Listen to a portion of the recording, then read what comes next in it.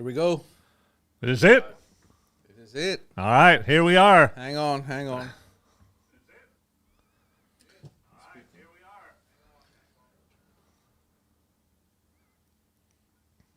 All right, our producer is lagging behind. So he was redlining. Turn him down. Actually, leave it where it was. Go back up. Speedy, turn that first microphone down. Number one. Uh-huh. Down. Down. Down. Oh. No, that's the other way.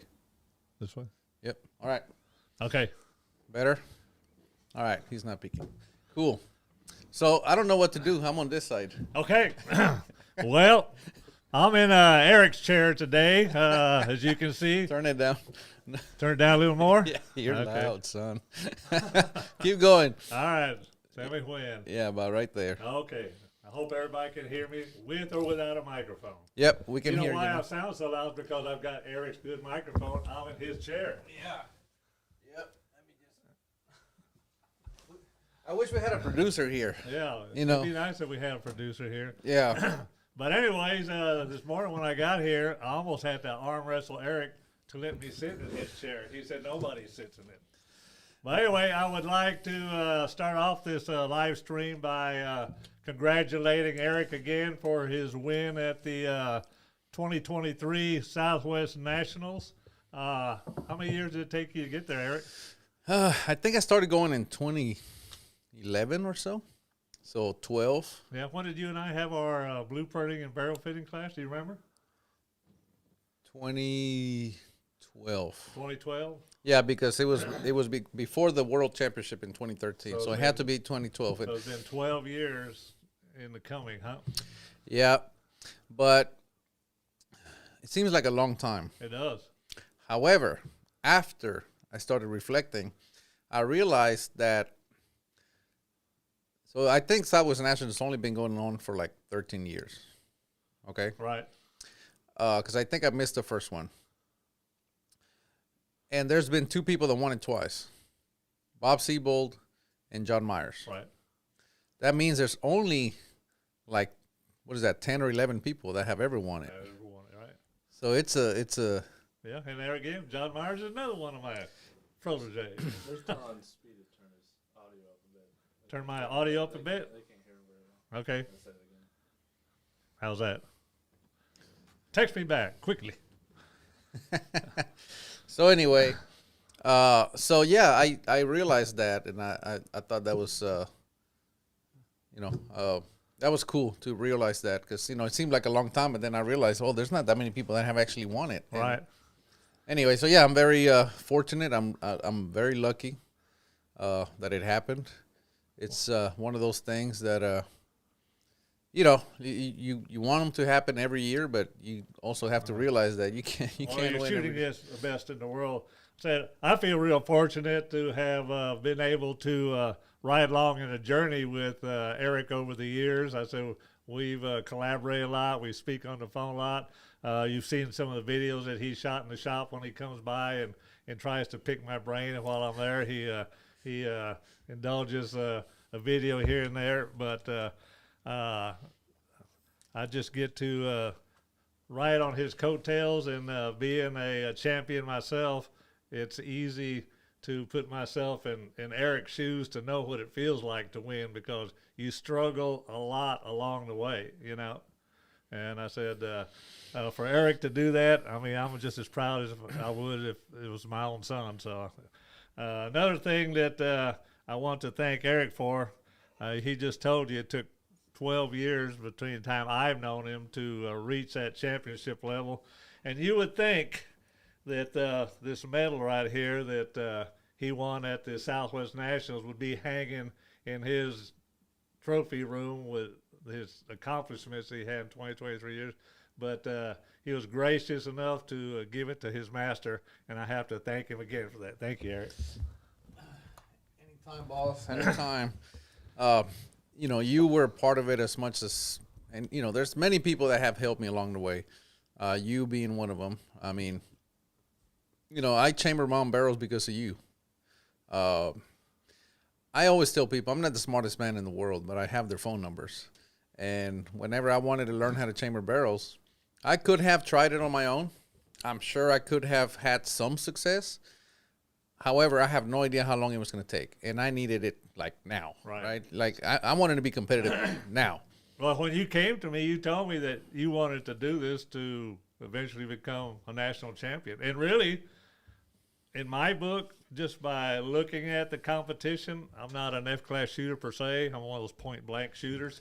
To me, it seems that the Southwest Nationals garners a lot more attention amongst the shooters than does even the F-class Nationals. I know that it's more prestigious to win the F-class Nationals, but the Southwest Nationals, I mean, that's that first chatter that even me and Venturers hear people talk. You going to Southwest National? You going to South? And I don't hear that so much about the standard Nationals, you know. Right. They've done a really good job promoting that match. Right. They put on a good match, and over the years, that's become the match. You know, I know the F-class Nationals is kind of like the official Nationals, but this is just as hard to win, just because everybody's there. Well, I'm going to put Erik to the hot seat there, and I brought some questions. I normally, when I watch Erik's videos, I know that he's, how do you put it? He kind of tries to keep people's secrets to themselves and not ask the hard questions that most of the viewers out there really want to see. They want to know how he loads, how he prepares, how he approaches a match situation, how you go from second and third place to a national champion. All that is going to be answered today. Well, it's going to be interrogation of Erik Cortina. It's going to be asked today. Oh, yes, it's going to be asked. Look at all these pages I've got here, just tons of them. So that's page one. We're done. So one of the things that I kind of wanted to bring up, not only for this video, but other videos that I watch, is that most people will just watch a video and they'll comment on it and they'll tell our friends, hey, did you see that new Erik Cortina video and all that? But they don't really take the time to pick out those little gold nuggets that every so often present themselves. I mean, we hear Erik talking to some of the other competitors about how they did this or how I did this or this in the match. And every once in a while, I say you just see that one little nugget. So what I like to do when I watch these videos is listen to the entire video first. Then I want to sit down with a paper and a pen and then start going through that in chunks, just like the way we used to learn material when I played in a band. We couldn't learn the whole song in one, sitting. So we learn a little piece and we learn a little piece. And a lot of times in those little pieces, when we start putting them together, you start to see the whole thing fall together. So I'll sit down and I'll go through those little chunks and I'll write them down. So this will be a good time to start that because we're going to ask some questions that you don't normally hear on some of the interviews. But anyways, let's get to the next question. So, Erik Cortina just won the 2023 F-Class Nationals, and I'd like to discuss some of his gear. So, I'd like to start with the action. Typically, I've seen you shoot the Borden BRMXD actions. What do you feel is more to your liking with a BRMXD? And I'm not trying to put any of the other action makers down, but there are certain things that you like about that allow you to compete in a certain rhythm and make it easy, open and close the bolt. What do you like about a Borden action as opposed to, say, a Bat or a Defiance? Well, I've never used a Bat or Defiance, but what I really like about the Bordens, so when Jim set out to make an F-Class action, he reached out to me and said, hey, what do you think? And I said, man, I'm no action maker. He goes, it doesn't matter. Just tell me what you think. So I tried it and I said, man, this is so smooth. Like I didn't at the time, this is 7, 8 years ago. Right. I didn't really understand timing as much as I understand it now. Right. And I just knew that, man, when I went to go close the bolt, there was zero disruption of the rifle. Right. Whereas every other action I've tried, it was like click, and just kind of, because, you were cocking on close.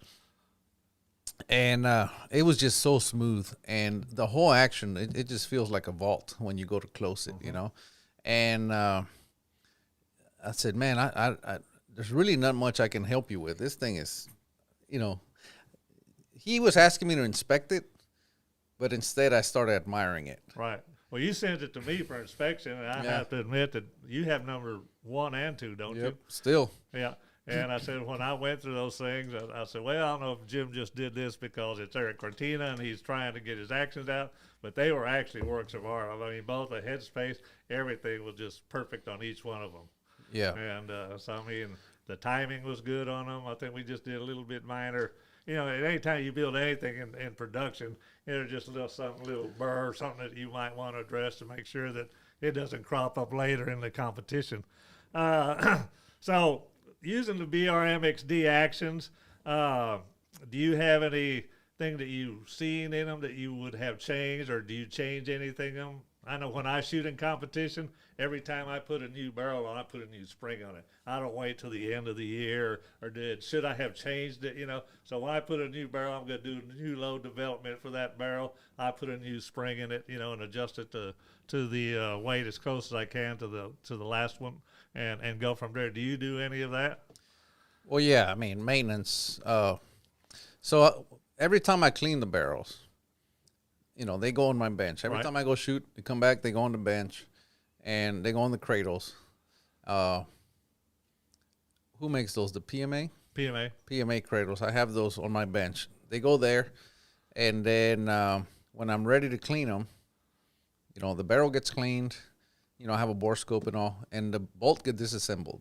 Right. Yeah, I mean, what I mean by that is just pull out the firing pin and clean out the inside, the outside, inspect everything, make sure everything's good. So that's kind of like the day-to-day. Right. Make sure I don't have excessive lube in there, you know. Yeah, well, that can be a problem on competition gun, especially when we go from the Southwest anywhere where it's north and cooler, especially maybe in Phoenix. You can go this time of year and it'll be freezing and snowing out there, you know. And if you leave oil or a heavy grease on that spring or something, that starts affecting your firing pin fall, you know, and you don't have the same inertia hitting the primer from time to time. So your gun can go out of tune just based on that, you know. Yeah, so I check that every time. Just look at it. I use that IOSO triple action cleaner. Right. Just put it on there, wipe everything down, because I don't use lube. I mean, that's technically a lube, but I put it on, it cleans, and then it kind of lubricates. Right. Yeah, but you don't want a lot of oil and lube. Yeah, I just wipe everything off. Same thing on the bolt face. But as far as the springs go, yeah, new barrel, new spring. Yeah. And I use the Wolf springs, 28 pound. Right. Jim's springs are really good too. Yeah, he's I think 24 pound, 22, 24. I use 28 on mine, and well, I always, the reason I use Wolf is because I have a big pile of them. Right. Like Jim says, well, just call me when you need them. I'm like, well, I got a big pile of springs, because they're cheap. They're like $8. Yeah. Do you do anything to prep the springs before you put them back in there? Well, you know I do. Well, these guys want to know. Well, well, if you asking me, it's because that means you want me, like, you're okay with me telling me, because this I learned from you. So Spill the beans. remove the spring. And the first thing I always do, I put them right next to each other. And sure enough, one's longer than the other, just because of, you know, it's lost some weight over the year. Right. You know, right? Or I don't wait years, over time. Yeah, that happens. I mean, almost every time I take one out of a gun, when you put the new spring next to the old spring, and I've got a little deal set on my bench right there. When I take them out, I always mark it. You know, I'll put BRMXD, or I'll put Bat Nouveau, whatever it is, and I'll mark the old spring. When I take it out, it's shorter than it was when it went in. So there's some compression going on, even though we change them out pretty often. Yeah. So that tells me I'm on. You know, if anything, it's confirmation that don't let this go too long, right? Because they're always shorter. Mm-hmm. And you know, the firing pin, I clean everything out, and then I drop the spring in there just to see how it rides. Right. And then I deburr the ends of the inside, the ID, because, you know, they grind those springs flat. Yeah, and it's just like a knife edge on that. It is a knife edge. So I go in and I deburr the inside of that spring, put a bevel on it, just so it doesn't catch. So when we deburr those springs, what we typically do is I use one of the carbide 28-degree chamfering tools, and I've got it just mounted on my little case prep deal. So when I need to deburr those springs, rather than trying to do it by hand, I just turn that on. I think I showed you that. Yeah. Well, And then you just put that spring in and put a chamfer on the inside of that spring. So it's not so critical at the boss of the firing pin, but where the firing pin exits the shroud, that's where it starts to scratch and do damage to your firing pin on occasion. yeah. So yeah, I do that every time. Deburr the springs. Again, like the way I learned from you, and then I put it in there. Just put everything back together, and that's it. Just again, check it. Make sure it rides up and down. Yeah, it should just slide It up should in there. slide up in there with no friction whatsoever. And I literally flip the firing pin upside down. Make Yeah. sure it just falls on its own. Very simple little test, but that's what I do. And that's what I do. I replace it. I always check for interference, even though my shroud has been clearanced. Right. And that's the other thing from Borden. They come pre-clearanced. And Right. a lot of people don't know what this means. But I don't know how deep you want to go. Well, I mean, yeah, we went over this, and when Erik first came to my shop, we went over blueprint action. But and Erik and I talking to Jim Borden, he just does this at the as it comes. Well, from the yeah, I factory. mean- I'll let Erik explain it. He's in the hot seat. Okay, so the shroud where the firing pin rides, it's 1.2 inches, Correct. and you got all that guiding the firing pin. Well, you don't need that much. Yeah. It's So what just we friction. it's just friction. So what I do is I counterbore the shroud from the bottom up. The bottom being the part Where the towards spring comes towards up the bolt against it. face. Yep. Yeah. I counterbore that 600 thousandths just to give it more clearance. Again, you don't need 1.2 inches riding on that firing pin. Right. Cut that in half. You're gonna reduce friction. Of course, I go in there with I take just IOSO Right. in a patch and I spin that, and then I just go in there and polish it. Make sure I didn't leave a burr when I open that up, and that's it. And then on the back side of the cocking piece, around it on the inside, but on the back, that's just clearance. Well, sometimes there's not enough, Yeah. and I opened that up just to make sure there's no drag whatsoever. When John was here, F-Class John, I checked some of his, and they were So you were dragging. giving my secrets away. I didn't give them away. But anyway, I clearance his stuff, and some of these actions are not. Some actions out there are not clearance properly, and they're dragging, and people don't even know it. Yeah, I've seen a lot of times when they take the cocking piece off the firing pin and then replace the cross bolt in there, that sometimes they leave it sticking out the other side, and if it's dragging on the inside of that shroud, that's death on a stick. Yeah. Erik was talking about relieving that first 600 thousandths of that shroud. We typically use a 5/16. I use a 5/16 reamer. Yeah.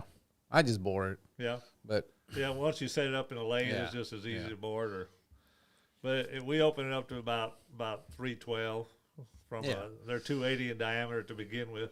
yeah. So I just opened that up, make sure in the back it's got plenty of clearance. And see, again, Jim Borden does all this already. Right. Like yeah, when you he get just- them, that's a standard BRMXD when you buy it nowadays. keep in mind, Jim Borden is a Hall of Fame bencher shooter, Yep. just like yourself. So he knows all these tricks already, and he puts them in his actions. Right. So yeah, he's just incorporating it and just making it easier on So, the like- end user. Like I said, when the first time I got that action from him to check, to kind of test it, I already knew these things from you because I'd been doing it to my other actions.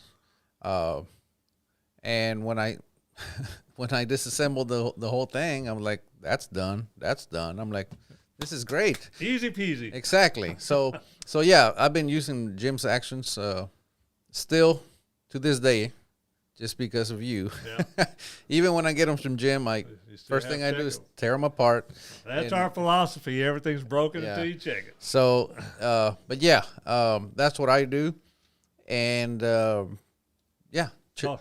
everything's good. On your Check fire and pin fall, yeah, everything. on your the BRMXDs, what configuration do you like on the line? I like right. That's right. it. Simple. Yep. And the reason for that, there's a lot of people using right, left, Yeah. There's too and much movement on the ground, don't you think? that is precisely why I don't use them, because what I do is I stay on the gun like this, and I read mirage through my scope. Right. So when I shoot, I open the bolt. See, I don't free recoil. Right. I'm on the gun. Yeah. So the gun doesn't move that much. I open the bolt. I reach in there because I don't even use ejectors. Mm-hmm. I reach in there, put the brass in the case, and I'm looking through the scope this whole time. Right. And then I throw one in there. I push the gun forward. I reset, and I'm looking at the target. But the whole time I've been looking at the conditions, Right. right? If I had to do both, you Yeah, know, rocking back and forth. there's a lot of movement That's there. what I say. If you want to do it one way, you do it all right, like you're doing, or left, or you've got, even if you're right hand shooter, everything's right there. You know. Yeah, that's how Steve Harb did it. He, That's how John Myers did as well. you know, they're right-handed, but they do everything left Right. because they have their joystick hand, and I thought about that for a while, but the way I do it, I hate changing, especially when it's working. Yeah. When it's not working, I don't have a problem changing. Well, I mean, you develop that muscle memory too, and then so you're like, what do I do Yeah. now? You know, especially it may work fine when you're doing slow, deliberate fire, but if that wind is there and there you got a good target puller, you want to get them down there, and you're like, you know. Yeah. So, you know, the biggest thing that helps you shoot fast, you know, number one, you have to develop a system, right? And Right. I just stay on the gun, and I can shoot pretty fast. But the other thing is, you got to full length size that brass. Yeah. 'Cause if you can't get it in there, Well, we're getting reloading. you know, don't tell it's- them all it's- too. I Anyway. may have to throw page 3 away already. Okay, so you've got, we talked about a little bit about your action aboard BRMXD. And there again, before we get into all this stuff, you know, you and I have talked about it. You can't be a champion with crap. I hear on your videos that the action's free, you know? By the time you Oh, build it a is gun- free. Yeah, it's free. the actions are the cheapest thing you'll ever buy. Yeah, I mean, I hear people, oh, that's $1,600. Yeah, but you don't ever have to change it out again. How many years have you been shooting that one? Since 2015, I believe. Yeah. So 8 years. how many And- barrels have gone on those actions? I don't even know. Yeah. I mean, I have it written down somewhere. But if I was to, that's the point, right? If I was to sell that action right now, I could easily get what I paid Oh, for yeah. it in 2015. Yeah. That's I what think- people bring me Remington. I said, I can blueprint that and put $600 into it, but when you go time to sell it, it's a Remington. Yeah. You know? So, you know, I could get rid of those two actions right now and actually make money on them. Yeah. And so Especially that's now what I'm since saying. everything is so hard to get. You know, Yeah. it's like everything else, just Try going that. up and up. Try that with anything else. Yeah. And, you know, I don't know how deep you want to get into it, but the way I think is this. The most expensive, and this is not me thinking, this is literally math. The most expensive thing you'll ever buy is bullets. Yep. Exactly. That's cost you, you know, if your barrel life is 2,000 rounds, bullets are about 50 cents each, if Right. not more. That's $1,000. Yeah. Well, I make my own bullets, and there's no money savings in that at all. You know? Yeah. It's the only thing that I get out making my own bullets is strictly quality control. That's it. So, you know, so bullets is the most expensive thing you're going to buy. Actions, probably going to be the cheapest. The next cheapest is probably going to be your scopes, Right. things of that nature. And then you get into primers. Primers they're not even cheap anymore, right? But because your bullets are the most expensive thing you'll ever buy, I don't want to shoot them through a crap barrel. Yeah. Or an action that's not delivering what it's supposed to, right? Okay, well, this isn't in line with this, but you just brought up a subject right there that I hear. And in fact, this past weekend, I had two people tell me the same story. This is my practice brass. And you look at, they showed you the necks, and it's not right. You know, the brass is all scratched up. You can tell it was it went into the chamber hard, you know, and probably it was clicker coming up, you know. Yeah. So you can't practice with any of that stuff and come back and say, well, that was positive, you know. No, If you have a bad day with that, how can you tell? No, I don't have practice barrels. On here. I don't have a practice rifle. I don't have a practice anything. They're both. I have 2 rifles, F-class rifles, and they are both equally as competitive. Right. And I took them both to Southwest Nationals. Yeah. I shot the mid range with one, and I shot the long range with the other. I got second place at mid range by 1 point. Mm-hmm. Well, I was behind on X's, but the point is, I still only dropped 1 point. And of course, I ended up winning the long range, but I could have moved them around, and I don't think that the results would have made any difference. So, I mean, if you go to our little club match here in New Braunfels, you just grab one of those guns and take Well, I don't have any others. Yeah. But, I mean, why would you go with a subpar gun? I mean, it's not even worth getting up and going to shoot. I hear people, this is my A gun or this is my B gun or whatever. So put it on that. Right there. This is my A gun or my B gun or whatever, and I'm like, man, I all my guns are my A guns, you know. I ask, I'm like, why do you have a B gun? why do you have one of those? Yeah, it's no good. I mean, when you take a gun to a match, it's your backup. I mean, it's got to perform just as good as the other one. You know, when you're shooting bad, you don't go grab that one, Right? You know, because you know all of a sudden that's not your B gun anymore. It's like your C or D gun after that. Right. And that's so anyway, it's different mentality, and I get it. You know, we've discussed this, but you know, like Lanny Basham said, there's 3 types of shooters. You say there's 2, so we'll get into that right quick. Lanny Basham says there's the guy that likes to go and shoot to have fun. Yeah. And then there's the ones that prepare to compete. You know, those are the ones that have an A and a B gun and a C, right? Yeah. You know, they're like, I'm going to go to a club match. I mean, that's competing. They prepare. They don't want to take their good gun. And then there's those that prepare to win. Mm-hmm. Those don't have any bad guns. Right. Because you can't, if all your preparation is for winning, you can't. So the way I look at it is the only way to measure your own performance is for everything else to be as good as possible. Right. And isolate yourself. And then you just go and see how you do. Well, I mean, that's the same way I've got my program set up. I have enough of the same lot of brass to shoot for the next 10 years. I make my own bullets, and I've got over 200,000 jackets, you know. Yeah, so I'll be making bullets probably for this guy when I get too old to shoot, you know. And same with powder and primers.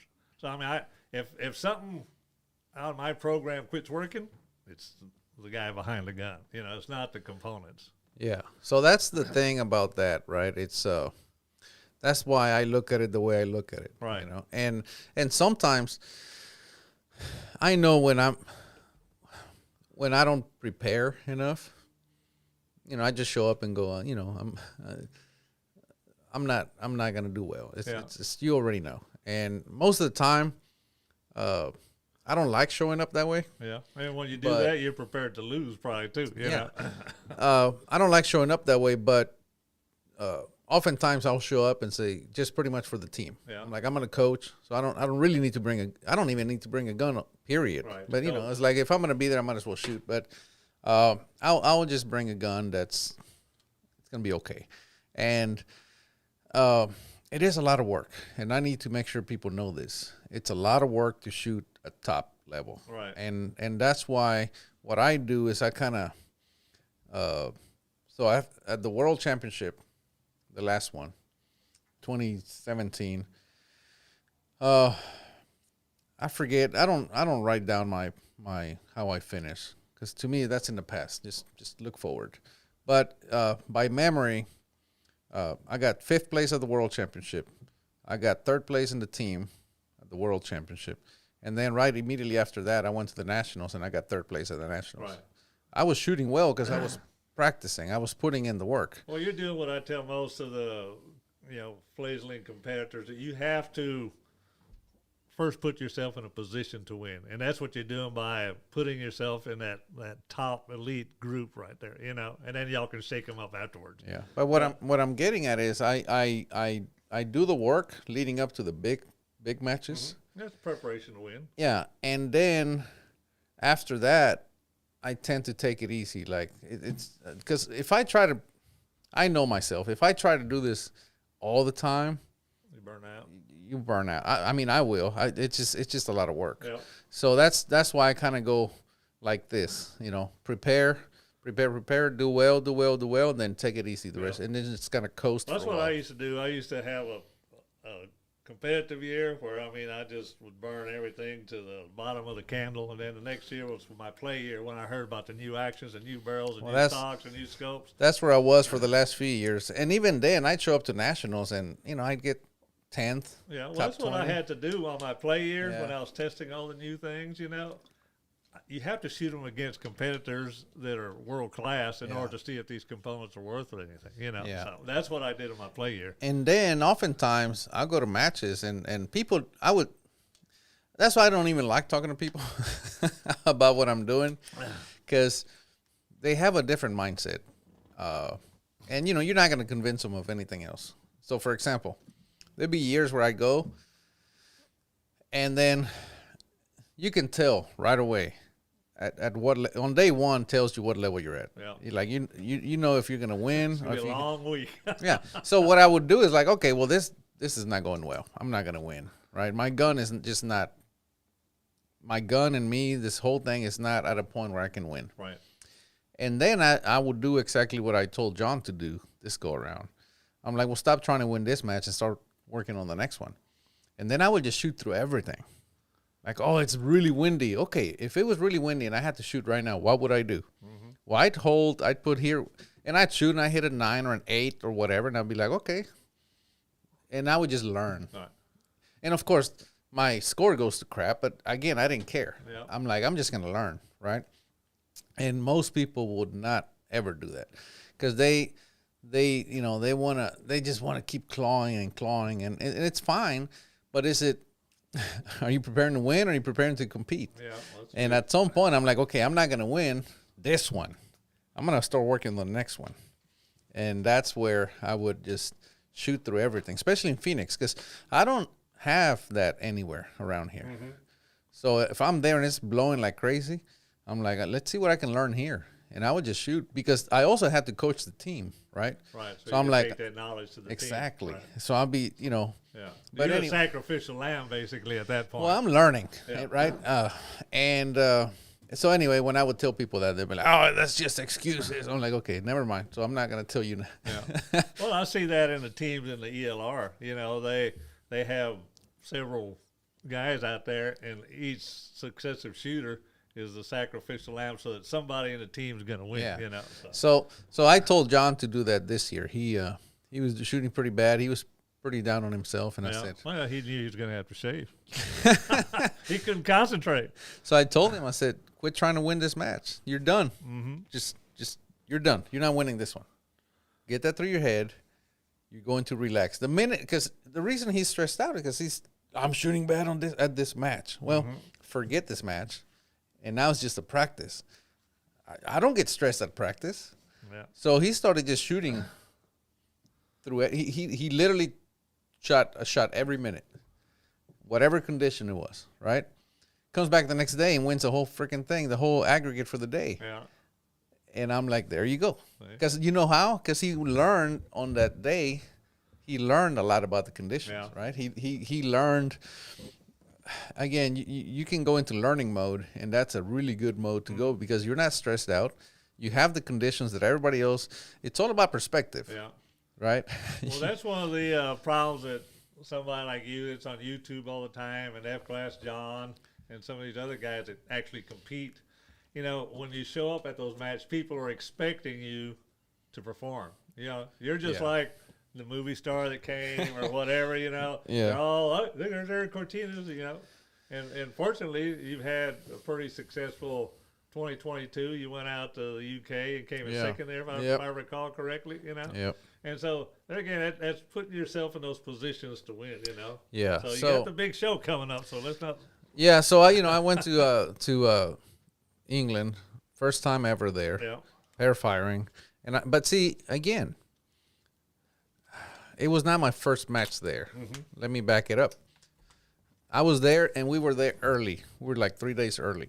So we shot their league match that was going on. We missed the first day, so obviously we were not going to win. Yeah. But I used that to learn the conditions, and to test my tuner. Right. You know, test the tuner, test. Once the European started, it was on. Like, okay, now it is what it is. But this is now. Let's try to win this thing, right?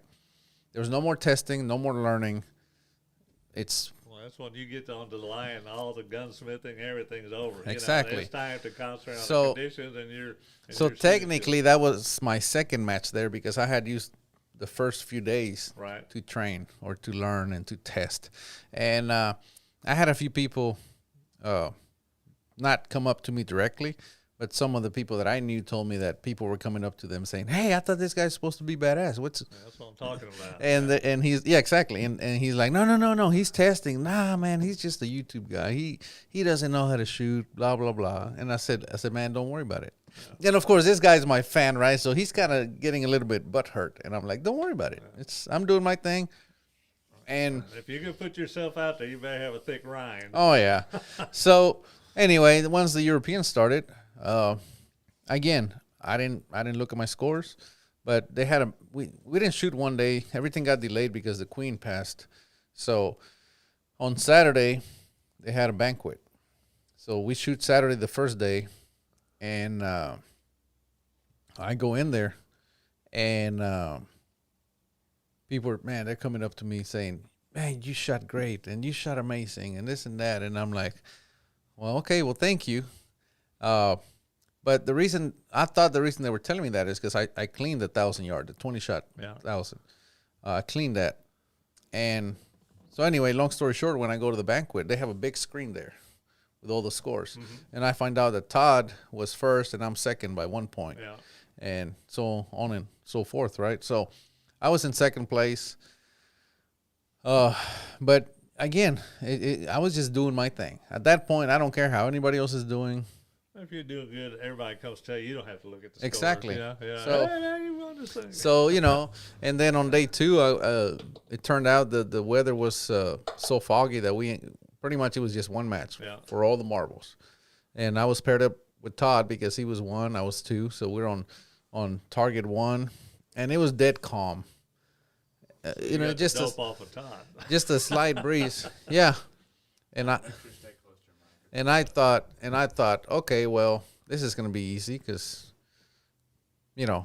like Todd dropped 3 points on day 1 in the wind, and I dropped 4, right? And I cleaned 1,000, 20 shots, and now I just have to do 15, right?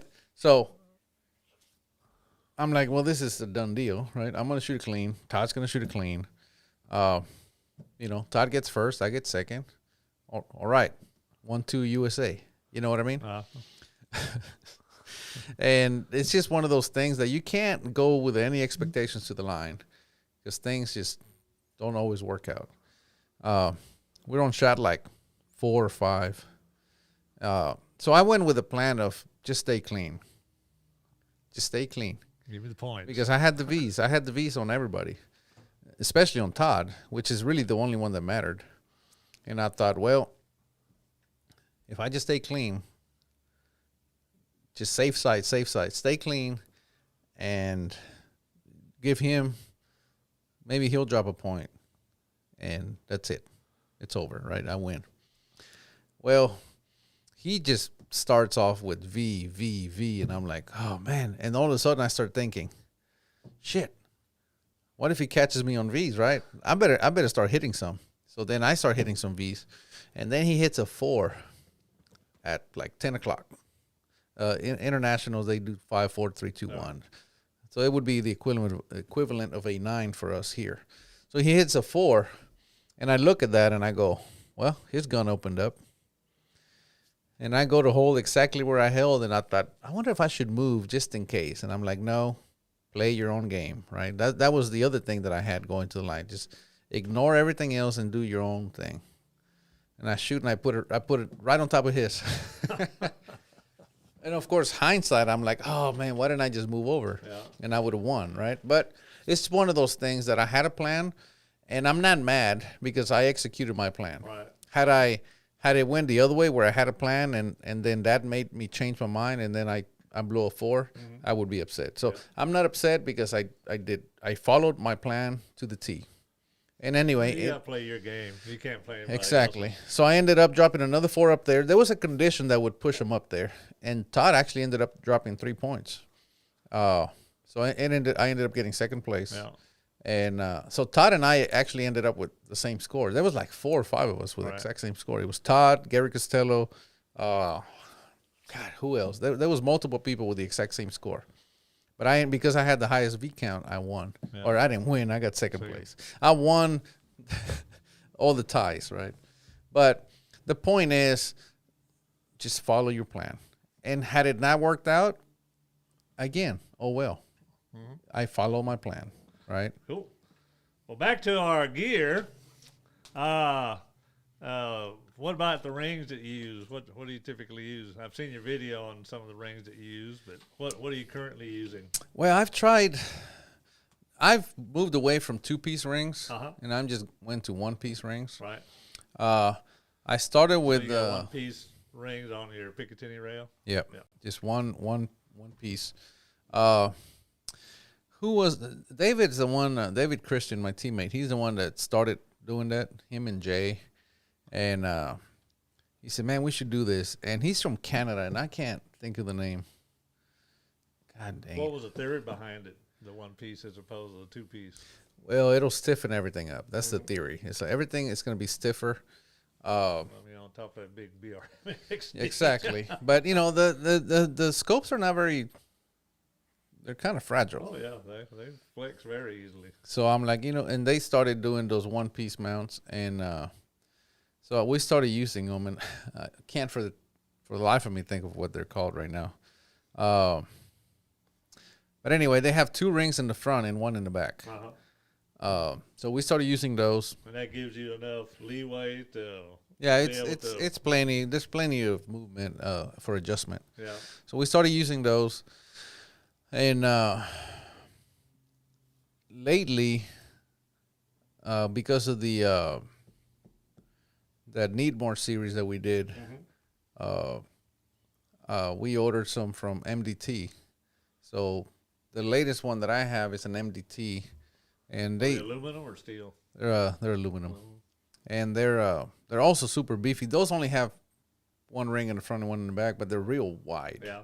And they have these. How many screws they got? 6 or 4? I think it's 6, but it's the big ones. Yeah. The 8.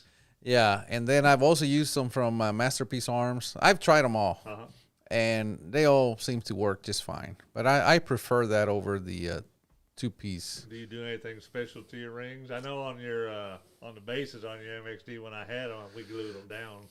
But Yeah. What do you do? You lap your rings or lap and bed them, or I don't, but do they leave ring marks on your scopes when you take them out? no, and that's why I like the 1-piece. Like, and that's why they're so. I think that's why I like them so much, because it takes a lot to bend them. Yeah. Because the rail, and and I know Jim does a good job. The rails are pinned, and then we glued them, so they're in there. But you and I have discussed this about lapping and bedding rings, and I've just never done it. Yep. But when I had Mr. Spur from Spur Mount, Right. And you get online and you start bringing up lapping rings. Right. I mean, all the keyboard warriors, and with good reason. Like I don't do it myself. Right. Right. So I get why they say that. However, when I was talking to Mr. Spur from Spur Mounts, he's like, "Oh no, you should check them. You should just because the rail sometimes binds, and you should always check." Yeah. But I haven't done it, so it's just one of those things that what I do is I put on my scopes, mount them. I go do a tall target test. I do a tracking test. Right. And if everything checks out, I'm like, it's fine. Yeah. You know what I mean? So that's why I don't do anything. But if my scope ever did not track, I wouldn't blame the scope right away. I would bed the rings. Right. So that's how I go about Yeah, it. well, we bed them for a couple of reasons. One, you don't have to use as much torque on the caps to hold the scope in place, so you're not putting the scope in any excessive bind that it doesn't need to be in. Even on the March scopes, they've got a little warning there not to over tighten them because they don't want you to take that round tube and make it like an oval, you know. And I mean, I've seen some of those things where the rings are supposed to have a gap in them, Kelby's, and every one of them just flat up against the other. Like, they're yeah. And the guy takes the scope off, it's got looks like tomahawk chops on the side of it. Yeah. Okay. And your scope of flavor, I've heard through the grapevine that you've been looking at the new March 8 to 80. I think you're shooting the collies now. Yeah, I've been shooting collies for a while. The collies 10 to 50. Yeah. You notice how what? You noticed, I forgot what I was going to say. So I use the collis scopes, the 10 to 50s. Been using them for a while. They track like amazing. They just track like, you know how sometimes, and people will relate. They'll go to 1,000 yards and they'll click the scope up. Right. And then they'll start shooting and they're like, oh, I'm a little high, click it down. Oh, I'm a little low. I'm a little low, click it, click, click, click. The collis, you bring it up and you're done. Like it doesn't bounce around. You're done. Are you using those in your PRS gun as well? Yep. Okay. So, full disclosure, I'm sponsored by them. Right. But I started using them before I was sponsored. Right. So, and this is the, since I'm being interrogated right now. There's a lot of people trying to sponsor me. And if it's not 100% benefit to me for winning, after all, I'm trying to win. Right. I'm not trying to get free stuff. I'm not trying to get nothing other than freaking wins. Yeah, well, I'm the same way. I have people send me stuff or want me to take stuff all the time, And so what you see me using, I'm using it because it works, and I'm gonna win with right. it, or at least I think I have a chance at it. Yeah. You can try to give me whatever you want, and if I don't think I'm gonna win with it, I'm not gonna use it. That's just how I am. It's that's just who I am. I'm a competitive shooter above everything else. Right. Because I was buying all my own stuff when I had no money.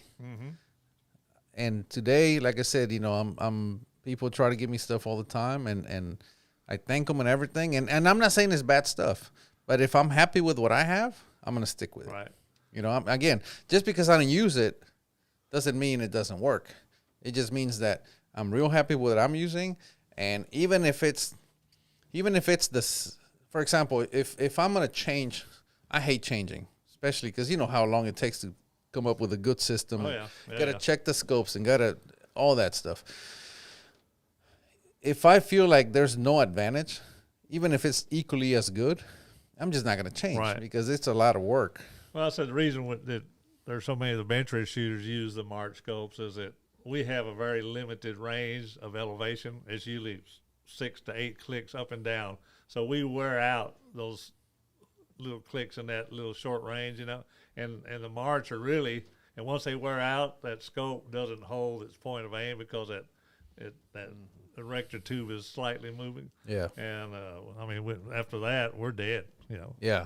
So that's why I use Collis. And so their point of aim stays relatively in the same place. Oh yeah. Well, and this is I'm not like guessing. Yeah. It's been put on scope testers, and you know what I mean. Right. Again, everything's broken until I check it. Right. Alex Wheeler kind of stirred up the pot a few years back with the scope testers, and that's when I started hearing about Collis because they were like tracking like no other. So anyway, that's when I started using Collis scopes, and to this day, I'm happy. Right. Well, Clark Kernett, he got that testing on the stand, or we've got that 12-foot target, or we can check it all the way to the extent of the scope, and we'll see what happens with those things. But yeah, the Collis is one of the ones that always checks out really well. Yeah. So for Southwest And Nationals, what power do you shoot? it's a 10 or 50, but I always shoot around 40. Right. It's just, I shot a Night Force NXS for a very long time, and that was 42. So, again, you know how I mentioned I don't like changing? Right. Even when I change the scope, I shoot at the same power just because everything looks the same. Right. It's just my brain works that way. Well, the Night Force engineers will tell you that that 40 to 42 power is probably the optimal power for high-powered or high magnification optics. Well, so that's what I did. I even though it's a 50 power, I shoot at 40, 42, whatever, and it's just what I do. Now, you were asking about the March. March has a, what is it, 1080? 8 to 80. Yeah, 8 to 80. Yeah, the new wide field. Yeah, and I took that to Phoenix. I was trying to get it sooner, and I couldn't. And again, I have to be 100% comfortable. Right. Or I'm not. Again, I don't care what it is. If I'm not 100% comfortable, I'm not going to take it to a big match. But I did take it with me, and I shot it at the mid-range. And, I got second place. The scope, again, and when I say I need enough time is I had to, we did a tall target. Jason did a tall target test with that thing, box test, everything. And everything checked out. I mean, so it tracks real good. Now, the other thing that I absolutely freaking love about the Collis is the turrets. It's got 20 MOA per revolution. And these are 1/8 MOA clicks. So that'll take you 1,002 revolutions. Well, one, because it's 20, like my PRCW is about 22 and a half. So you go to 20 and then 2.5 more. Right? And it also has an indicator. Whenever you go past the first revolution, it pops up slightly. So when you do that, I mean, you can literally look at it, or you can run your finger over it, and feel it. You can feel that it's popped up. So that tells you you're past the first revolution. And then when you come back, it's got 0 stops. Right. So you can't. It's so easy. And the windage, I think it's got like 15 MOA. So it's hard to get lost. I love that thing for that reason. Yeah. Also, the parallax is in the center. It's right below the elevation. So if you're right-handed or left-handed, you can just. Yeah, you don't have to. Yeah, you don't have to reach Not over. that that's ever happened to me, but. But anyway, now the March, it's the glass is really good. It tracks really good. The field of the wide field of view, but even that one I was using at 40 power. Right. And they said, well, you really need to be using at 80 to really see this. But I zoomed in at 80 and it just looked too fuzzy. Well, no, it's not. It looked good. It just my head doesn't compute that. Right. Like I said, it just looks strange. And I'm all about being familiar with things, right? I'm sure you do as well. You have all these mental images of what the Mirage looks like, Right. And how much you're supposed to hold for it, and if the image looks different, all of a sudden it doesn't compute in my head. That looks like it's twice as fast. Yeah, but that's how I kind of do things, and so anyway, but so far it's a good scope. I'm testing it, and we'll see how it goes. But Is it going to the Worlds, or are you gonna? I don't know. I know the Collis is for sure, and the March again. It's on loan to me, so I don't know. I need to talk to them, see if they even want to let me use it down there. But again, it's so far it looks good. Fantastic. And so I was gonna add. Well, that was one of my questions. What were your typical power settings? But you just told us about 40 powers. And that's it. Like I don't move it. Yeah. A lot of people say, well, you back it off, and if the Mirage is heavy, nope. Well, I've seen some variable scopes, and I haven't shot the Collies to have any opinion whatsoever, but there's some of the variable scopes that when you start changing the power, so goes your point of aim or impact as well. They also have focus breathing. Right. Most people don't know what that is, but as you change the power, the focus changes. And yeah, that's again, I don't like changing anything. Right. I'm at 42 or 40 always. Well, when you're shooting good, you don't want to change anything. So on your stock, I know that that you've used the Shirley Brothers stocks. They were the first ones to actually incorporate the carbon fiber stringers in them when they started making them for us. Why do you like the Shirley Brothers as opposed to, everybody out there has to have the new longer generation stocks or the Z rails?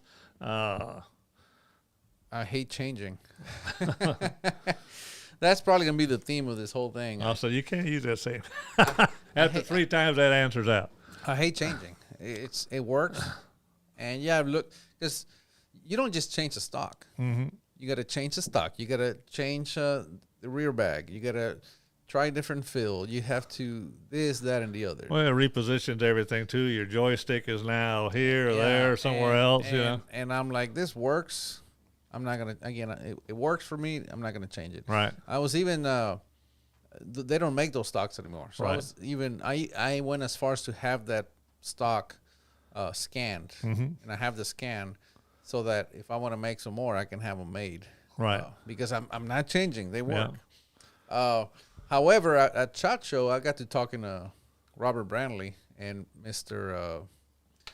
Tom Manners. Yep. And I think I'm going to try their F-Class stock, the Manners. I know they've had it. They probably don't even call it F-Class stock anymore. I think they call it ELR Light, Yeah. which is what bringing it back. Yeah. So, That's the one I used to call the boat paddle, and Tom used to get mad at me all the time. but they, the reason I like those is you're done. Like you get the stock, you bet it in, and you're done. Yeah, well, that was really the original low CG stock in F-Class. Yeah. So, I'm gonna try some of those. Mm-hmm. Just again, the World Championship's gonna be over. It's gonna be time to start testing, playing around with some other stuff. Right. But again, I'm not gonna throw away. So you can, What I have. I can tell the viewers that this be the time for them to try to kick your ass Oh, they will. And while you're testing. well, they will. Regardless, nobody wins all the time, and F-Class is such a sport that nobody really dominates. Right. Have you tested any of the other stock that have the Z rails or have opinion on them or anything? Nope. I haven't Just stuck with what you tested- got. Yep, haven't tested anything in. Do you run 10 stock years. tape on your stocks? Yes, Do you use the clear, or the brown Teflon? clear. Clear. Just to keep them looking pretty. You have to. I mean, you have to look good, right? Well, if you That's don't, rule number if one. you don't shoot good, at least look good doing it. Okay, that's another sheet down. So we're still on your gear right here. Looks like Eric's getting hungry over there. Yeah, Bear, I need feed him a some- cookie before he gets Some mad. sugar. I was gonna save that chocolate for me, but go ahead. Eat Sorry, it. boss. There's some bacon, caramel. Oh, I'm good. On your barrels, you typically shoot the Brooks barrels. What you shoot the 1.25 inch diameter? Have you Yep. ever tried any of the taper ones, or you just stick with what you got? I don't like changing. You don't like changes, do you? Huh? And a twist, 9. 9 twist. I've tried 8.5. They work. Right. Just get 9. You feel that there's any potential disadvantage to 8.5, maybe overspinning the bullet, or you just the 9s and the hybrids are just happy? There's no feel with me. I've tested them. Yeah. The 9s seem to ag a little better. So I shoot. So if you had 2 barrels left in the bucket and you had to go to the Worlds next week, it'd be the 9. They seem to ag a little better than the 8.5. Yeah. Again, no feel. I test. Well, I'm the same way about certain twists and everything that I like, and it's just from experience. The guy comes, hey, man, everybody shooting the 8.5s. What do you think? Well, everybody's winning with the 9s, though. Yeah, everybody can shoot whatever, but if they're not winning with it, it's not any good. I've talked to some people. They're like, yeah, I just built this 284, whatever, and I put a 1 and 7 twist on it. Why? Why? Oh, somebody said, oh, okay. Yeah. Like, What have they ever won? it's real simple. Honestly, nowadays it's real simple. And this is what I tell people. Just copy what the people that are winning are doing and get it working for you. Yeah. Once it's working for you, at least now you know you can make it work. You can change if you want, but I don't tell them that they're probably not going to want to change once it works. Yeah. So on the length, John Meyer, who shot the 284 and then switched over to the 300 WSM when he really started tearing the world up. He went from 32-inch barrels to 30-inch barrels. Do you have any feeling on that, or there again you don't change? He actually didn't go to 30s. I mean, he did. But Well, he went to some 28s as well. Well, I know the magic number, but we're just going to leave that one hidden for John. Right. When he's under the... Anyway, one of those barrels that I took to Southwest Nationals was a 30-inch. Mm-hmm. And the only reason for that, it was a 284 Shehane.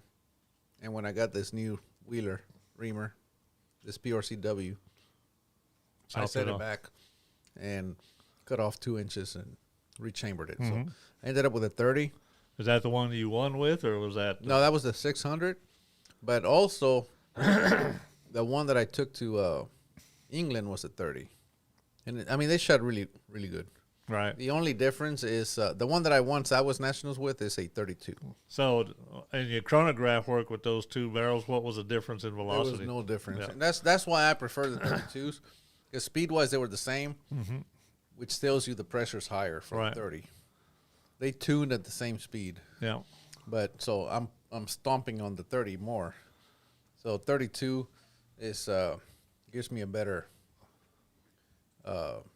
just less pressure. Okay. So you had to raise your load up to get the same velocities out of your 30? Yeah. Did you see any accuracy difference because of the shorter, stiffer barrel or not? I couldn't see any. What about tuning with the tuner itself? Yeah. I'm trying to think. They were just both really easy to tune. Yeah. Like, I didn't find them hard at all to tune. I don't know that there was enough difference. There wasn't enough for me to tell the difference. So Right. I'm going to say there was no difference. So in your interview with Ken there at Bartline, he mentioned that he felt that the 5R rifling. With Frank? Frank, I'm sorry. I know another Ken Green, and he'd probably be mad at me now in Oklahoma. But I mean, he mentioned that he felt that there was an advantage to the 5R as opposed to the standard 4-groove. What do you have any thoughts on that either? Have you ever shot any other ones just in testing? I have shot the 5Rs a long time ago. I think Krieger used to make them. I don't know. I think. Yeah, they still make them. So I don't know if it was a Krieger or Bartline that I tried a long time ago. But again, I usually don't. Whatever I learned 10 years ago, I immediately write it off as me not being experienced enough to really tell the difference. Right. So I don't rely on that as knowledge. Do you? So not mean to interrupt you, but do you keep, before I forget? Do you keep notes or anything that you can build a database on, where you can look back and say, "Oh, this, and this, and that." I see a trend develop over the course of the years. I don't, and I'm going to start because I never saw the value of it, and now I do because I'm like, I've had some really good barrels, and I'm like, God, what? I have no idea what it was. Yeah. Like, Well, see, I pin everyone, and back in the old day, I used to pin and slug them, but now I found that you can almost find the defects in the barrels with the pins, and if you want to call them a defect, but I've got all those notes, and I can see what the winning barrels were over the years and their dimensions on the insides and and there was definitely a trend in the 6mm barrels, and that's where the 237 bore came from. Almost all the barrels, and I think if you buy a Brooks, I think it's a 236, 243 bore and groove diameter, and all the barrels at that time, that's what they used to be. And when John Krieger asked me to make my first bench rest barrels, I said, since you told me at the SHOT Show that you could build any dimensions I wanted, I said, in the shilling barrels that I'm shooting at the moment, they're typically supposed to come to me 236 with 243 groove diameter, but all the winning barrels I had have been from 2368 to 2372, you know, and so he goes, and well, we can build, we'll just build, you know, Yeah. the one you want, you know, and then when they came, every one of those barrels was just on fire, you know. So And we just wound up with a 237, you know. yeah. So you asked about the 5R. I'm gonna test them. I mean, Brooks doesn't make them, but again, I'm gonna test them, and Well, I think somebody in your position, even though you may be sponsored by Brooks, owes it to the viewership to test them, to give an opinion on them, because like I people are said, looking at you nowadays to not only, you know, expose them to different things on the internet shooting aspect, but they also want to know, what do I buy, or what's your experience and on it? like I said, it's I'm gonna test it just because if there's an edge, I need it. Right. Yeah. I mean, it's you know how it is when you're shooting. I mean, I'm going to the World Championship, Yep. right? Typically, I would only chamber one barrel. I say needed it, and that's the difference between being on the off season versus the year where I'm trying to win. I won't chamber one barrel and go shoot it. I'll chamber 3, 4, test them. This is kind of Todd Hendricks does that. Yeah. And I mean, Todd, I don't know how many he chambers, but he'll just run them all, and he'll bring the best of whatever out of those 5. And because here's the thing, right? Like, let's say you have 10 barrels or 5 or however many you have. Let's say 5. And you chamber the next one. And then you test it, and you're like, man, this barrel shoots really good. Mm-hmm. And then you go to the World Championship, and you lose by 1 point, right? Right. And then you come back home, and then you chamber the next one. The next one's a Hummer barrel. Yeah, just And then you're just going to kick yourself. right. Well, that's what I used to do. Schilling used to allow me to go in there and look at the lots of steel that they had on the floor, and I'd say, well, make me. You could buy. I think those lengths of steel were like 20 feet, you know. And I said, well, make me however many barrels that one does, and then put about 4 sticks of each one of those off to the side for me, you know. And as soon as I would get them, I would test them, and I'd come, well, lot A, that's what I want. Make me those other 4 sticks out of that, you know. Yeah. So that's kind of the benefit, because, you know, even if you chamber all 5 of them and test them, that doesn't mean you throw away the other 4. You just keep them. Yeah. Right. That just means you get to use the. Well, I was best. fortunate enough to be able to sell them to the prairie dog hunters. You know, they weren't good enough for bench rest, you know, for world class bench rest. So I would sell them to the prairie dog hunters. They were all happy, you know. But anyway, that's kind of how I go about it, and I understand. Not everybody can do that, but if you can, I would suggest that you do. Yep. All righty. So here again, I'm going to refer to another interview that you had with Norm Harold, and y'all were talking about the virtues of the 284 and the Shehane as opposed to Masterclass, like Norm would say. 284 Shehane, masterclass. a master class. Here we go.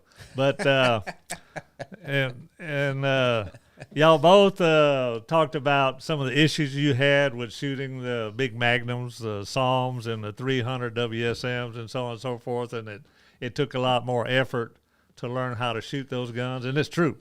The recoil, the torque is all exaggerated. But yet you won the Southwest Nationals with the 6.57 PRC or the Wheeler. What changed your mind? The velocity increase? That's just I tell people that's just a Shehane with a fat ass. Yeah. It's not it's called a Magnum, but it's not like a 300 WSM. Right. Well, I know it puts it kind of between the Shehane and the Psalm. Yeah, it's not like you're going from a 284 to a WSM. That's a big jump. Mm-hmm. It is a big jump. The PRCW is a very slight jump. I mean, my Shehanes, they either tune at 2880, somewhere around there, 2850 to 2880, or, you know, they kind of tune around 2920. Some of them might shoot at 2920. So going to the PRCW at 2930, it's like shooting a Shehane. Right. You know, it's just the difference is, you know, this one that I took to both of them, they're shooting about 2950. So there's really no difference between that and the Shaheen. Right. You know, in the sense of recoil. I mean, I can shoot it just as well. Exactly. Yeah, I had to change nothing. Right. So Well, I said, I was telling you when I listened to all these videos, I listened to them one time, and then when I'm eating lunch one day, I'll listen to 15 minutes of the next one, and I'll sit down with my notes this time. So, when I hear things like that and I see a change, I'm curious about it, so I'm assuming if I'm a competitor and a gunsmith and can do all that stuff myself, the average guy out there, he may have listened to that same thing. Well, now Erik shooting is, PRCW, and like I said, it's considered a Magnum case. no, it's called a Magnum, Yeah. but that's just, again, to me, it's just a Shaheen with a fat ass. One other thing I like about it is you get away from that semi-rebed bolt face where it puts so much bolt thrust, That's my point. It's Yeah. got a fat ass. That's the only difference. Yeah. I mean, it's shorter. It's fatter, but it's shorter. Uh-huh. So case capacity slightly more than a 284 Shaheen. It's not, and you can. What's the loading capacity on it? I shot it back in 2000. If I remember correctly, it's 70 grains of water. I shot it back in 2019, in the fall of 2019, and then kind of just dropped it because some of the issues we had there at the shop. But I mean, when you put you shooting the 555 in it? Yeah. Okay. Triple nickel. And where does that powder come up in relation to the base? Oh, of the it's neck? full. Is it full?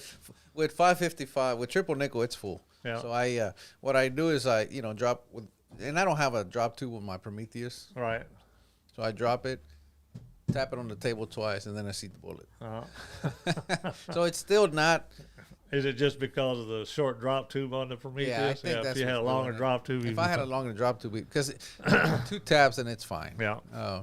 It's still compressing it, but it's it's not the end of the world. It's a compressed load, Yeah. but it's not drastically compressed. Have you tried the other powders, the Reloader 16 or the 4350? Or you just start right off with the triple nickel? I started with a triple nickel.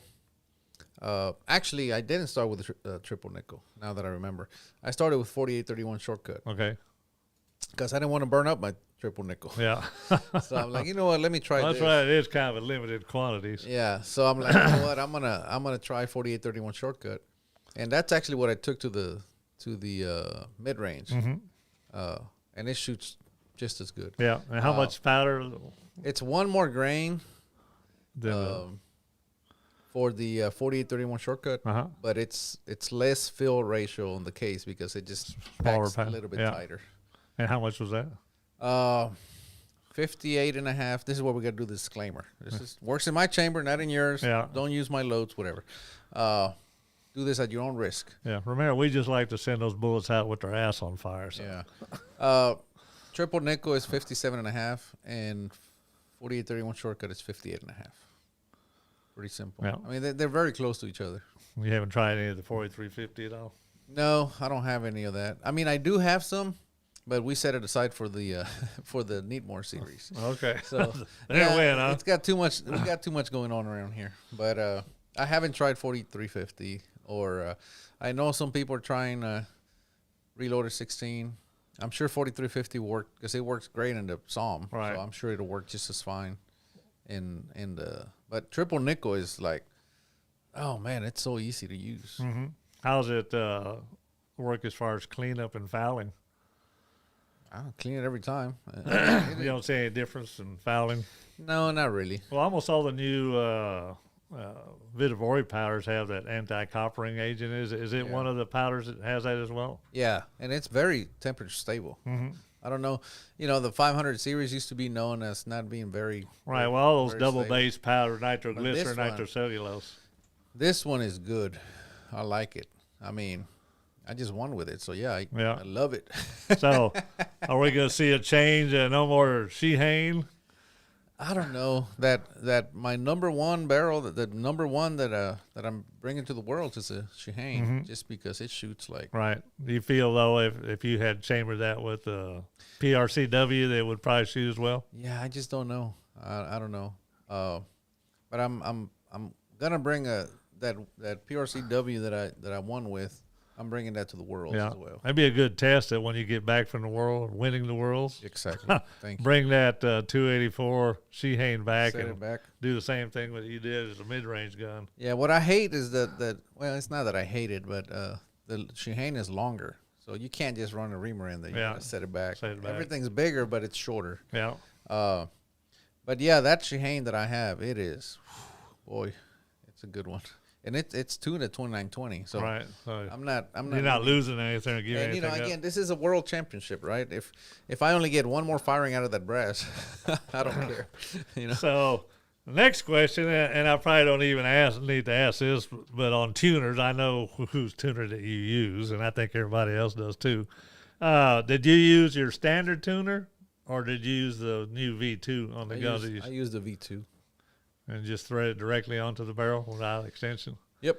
I like the extension on there on the tapered barrels because it kind of sets the tuner out away from the muzzle a little bit. Yeah. A lot of people do it that way. I like, and we actually offer the adapters. We offer them with Right. a taper in the back for the smaller barrels, but we also offer them straight. So people that like, I know Gary likes the little extension. Yeah. So if you want an extension, Oh, you got the extension now for the 1 1/4 as well? Oh, cool. Yeah. I've had a lot of people ask me about that, and I said, yeah. well, I'm going to ask him during the interview, and you just Yep. answered my question before I have even got a chance to. Thanks, Erik, for ruining my interview. So on your tuners, when you first start out on one, do you typically do your load development first and then work the tuner? And I let me mean, see how I do every it. day, do I need to take my tuner off to do my load development? I said, no, you just don't move it. Yeah, leave it alone. Change one thing at a time, right? The way I do my load development, it's changed over the years. Now I set my bullet at jam -20, Right. just to make sure I'm not in the. So does that leave you still into the rifling slightly? Yeah, I'm in the lance. After you measured them for me, Right. I found out. I figured because I can see the marks in the bullets. Yep. So I'm in the lance.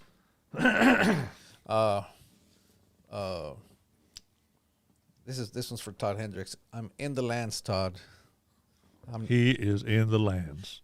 Todd hates that term.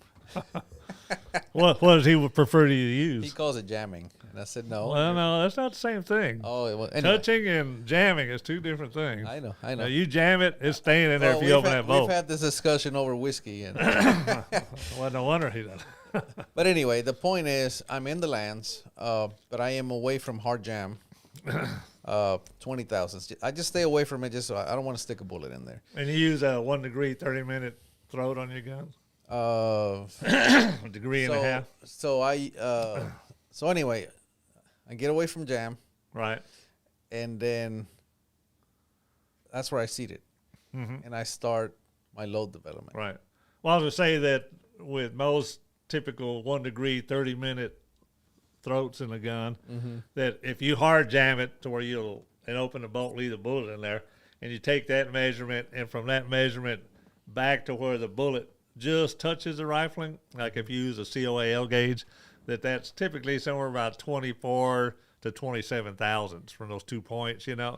So when you say you jam it and then come back 20, that should leave you, anywhere from, 4 to 7 thousandths just touching that rifling. Which Yeah. in that situation, you can close the bolt, open it, and the bullet stay in the case. You won't have that problem. Yeah. So I just come off 20,000 from hard jam, and then I start doing my powder test. Yep.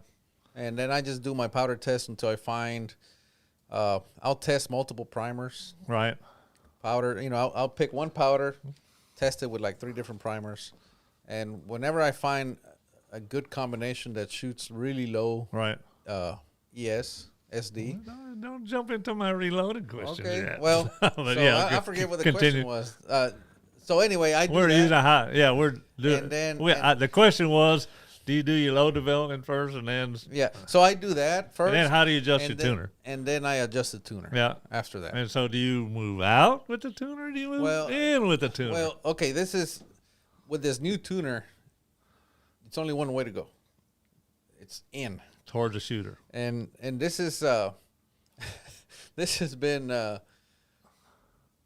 very hard on some users Uh-huh. because they go, the numbers are backwards. I'm like, no. The instructions are the same.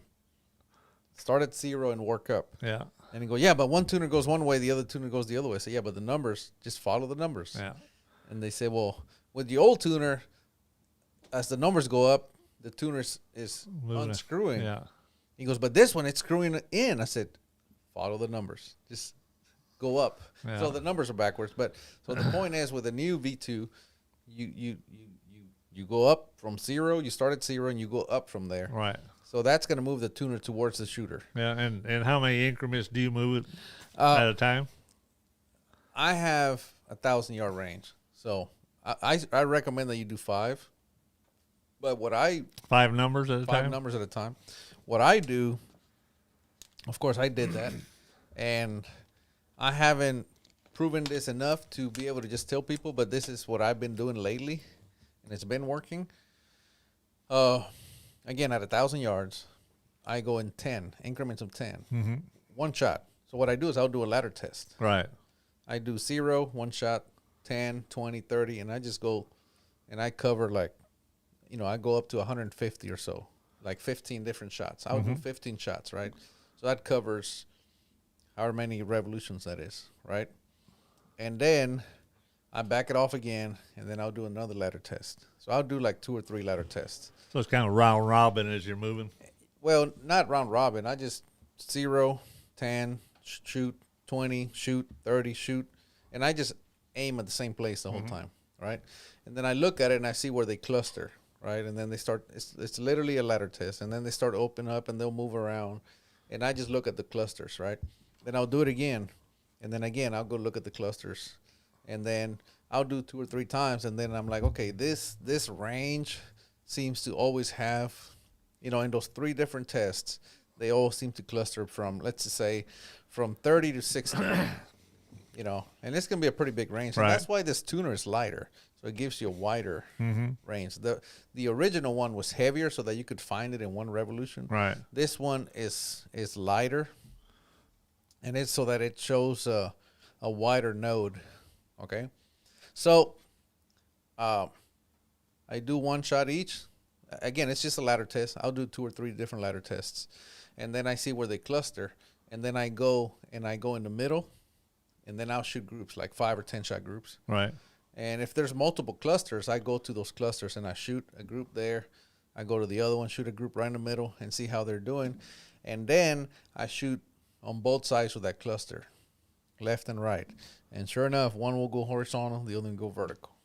And then in the middle, it's just So when you say both sides, it's 5 this way and 5 the other direction? Yeah, so okay. let's say if I'm at 30, I go to 25 And 35. and 35, or sometimes I just go to 20 and 40. Yeah. And typically, I go in 10 just to see. And then Well, I'll when shoot you have groups. a wider range like that, it really tells you real quick. Yeah. So, and then, and that's what I did with this rifle. Before I went to Phoenix, it got really cold here. And I looked at the weather in Phoenix. I'm like, well, it's going to get cold over there. So I went out to the range in the cold, in the wind. And I was going to test different tuners. Well, I went to go test different tuner settings. And the tuner setting that I had when it was hot Yeah. didn't shoot as good. So then, because it was colder, so then I'm like, okay. Typically, if the temperature goes up, I move the tuner's number. The V2 is tuner's numbers go up. So move the tuner towards the shooter if the temp goes up. If the temp goes down, move it away from the shooter. But this is in relation to where you first tuned it, Right. not just a random. Random. Yeah. So I went and it didn't shoot as good. So I'm like, okay, I need to go away from the shooter. And I went 10 marks and came right in. I shot a 20-shot group, actually 22, like I would do in competition, 2-siders, and then I went 20 for record, and I shot a 200 with 15 out of 1,000. I'm like, I'm done. Yeah. So when I got to Phoenix, it was cold just like it was here. Everything was the same. And I said, well, I'm going to start here and see how it goes, because I had unlimited siders, right? I said, if it doesn't shoot, I'm going to test, lower number and then higher on each side and see where I'm at.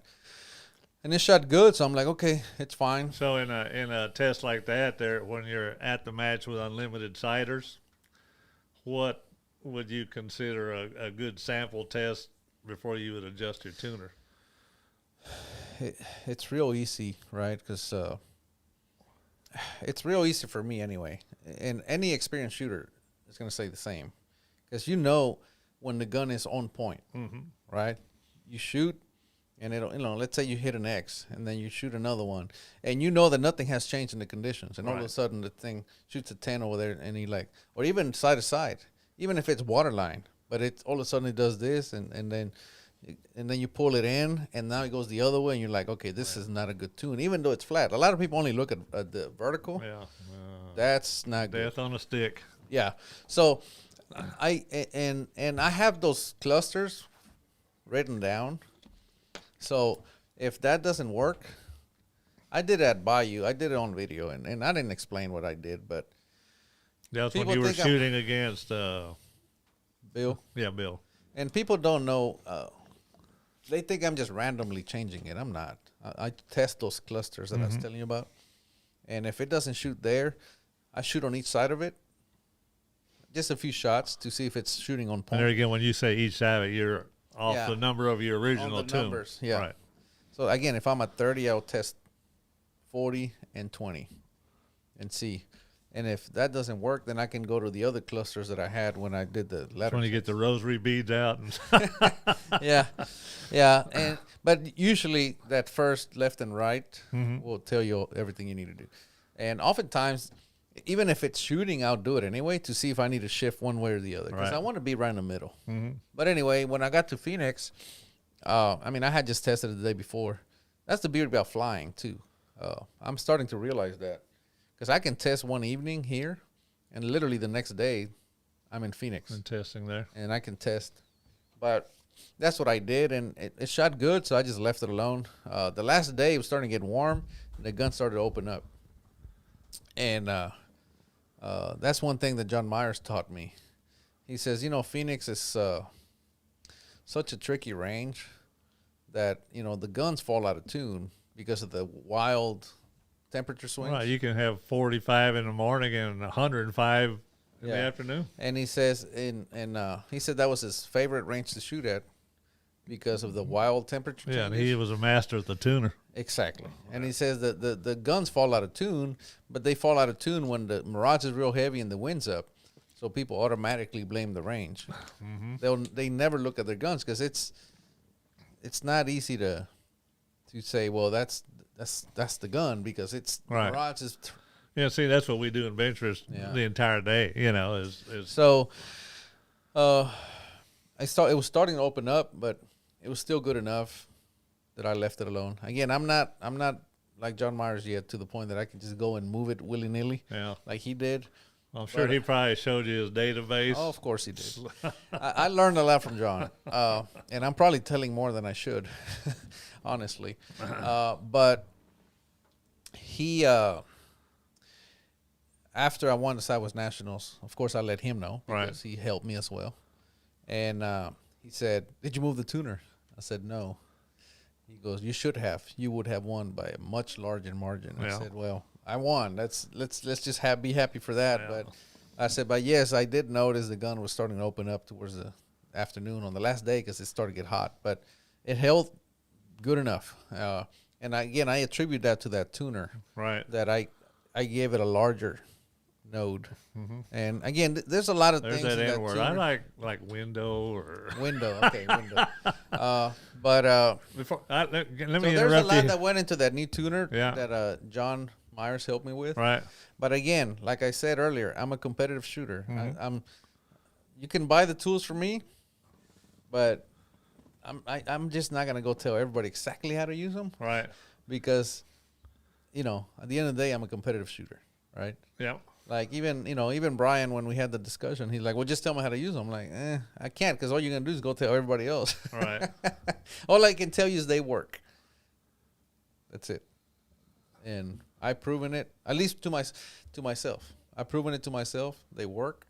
And just go to Benchrest, or go shoot a Benchrest match or F-class match, and just go go, long range bench rest. I'm sure you guys use them on point blank, but Oh, yeah. but go to long range. Everybody, it seems like everybody has a tuner, But anyway, I don't And want then it's funny when you get to the ELR. I don't know if it's because you have to have such a big muzzle brake on that thing that they don't have tuners on. I mean, I've seen a few, but it's not as prevalent as you see it in F class and in bench rest and PRS. Yeah, well, they I don't know, but I know David Mann shoots, and I know he has a tuner. Yeah, well, we built him one, and then Yeah. so did Alan Warner. It's behind the Yeah, and I just don't know if they work. I started the whole behind the muzzle brake trend when I started shooting PRS. Yeah. Actually, it all started when I was shooting those money matches. Mm-hmm. I was like, how do I put one of my tuners behind it? So I did it, and ever since then, and again, it's all about just the way the sport has evolved. Right. And I love it, man. It's I did an interview that hasn't aired yet with John Krieger. Mm-hmm. And we talked about tuners, and I don't know that he knows that I make tuners, but he was explaining to me how tuners work and why they work, and it was pretty interesting. That in bench rest, when our guns start to go out of tune, we say that they start bucking. Mm-hmm. And next time you talk to Jack Neary, you might ask him about it too. And what it does, the recoil of the gun changes completely. So when you notice a gun going out of tune, is there anything that you can feel in the gun, or is it just strictly you're just seeing it on the target? Well, I see it on the target. Like I said, the guns, they're not on point. I don't know how else to say it. Like, I've shot clean scores before, and people will say, "Man, good job," and I'm like, And "No, that gun's not that was shooting." just pure luck. And they're like, "How is it not shooting when you shot a clean score?" And I'm like, "That was all luck." Like, Yeah, it should have been 19 X's with yeah, that. like that gun is just not shooting. So again, this goes back to experience. When you have a good gun, Right. you just know. It just goes like this PRCW that I shot at Southwest. The wind would come up, and I'd move, and shoot and X, and then I just stay there, and then I'd see it die down. I move in, 10 or X. It was just. Well, it's right just you've there. got a gun that's just working. It just it's like a hat on a string. Right. It just went.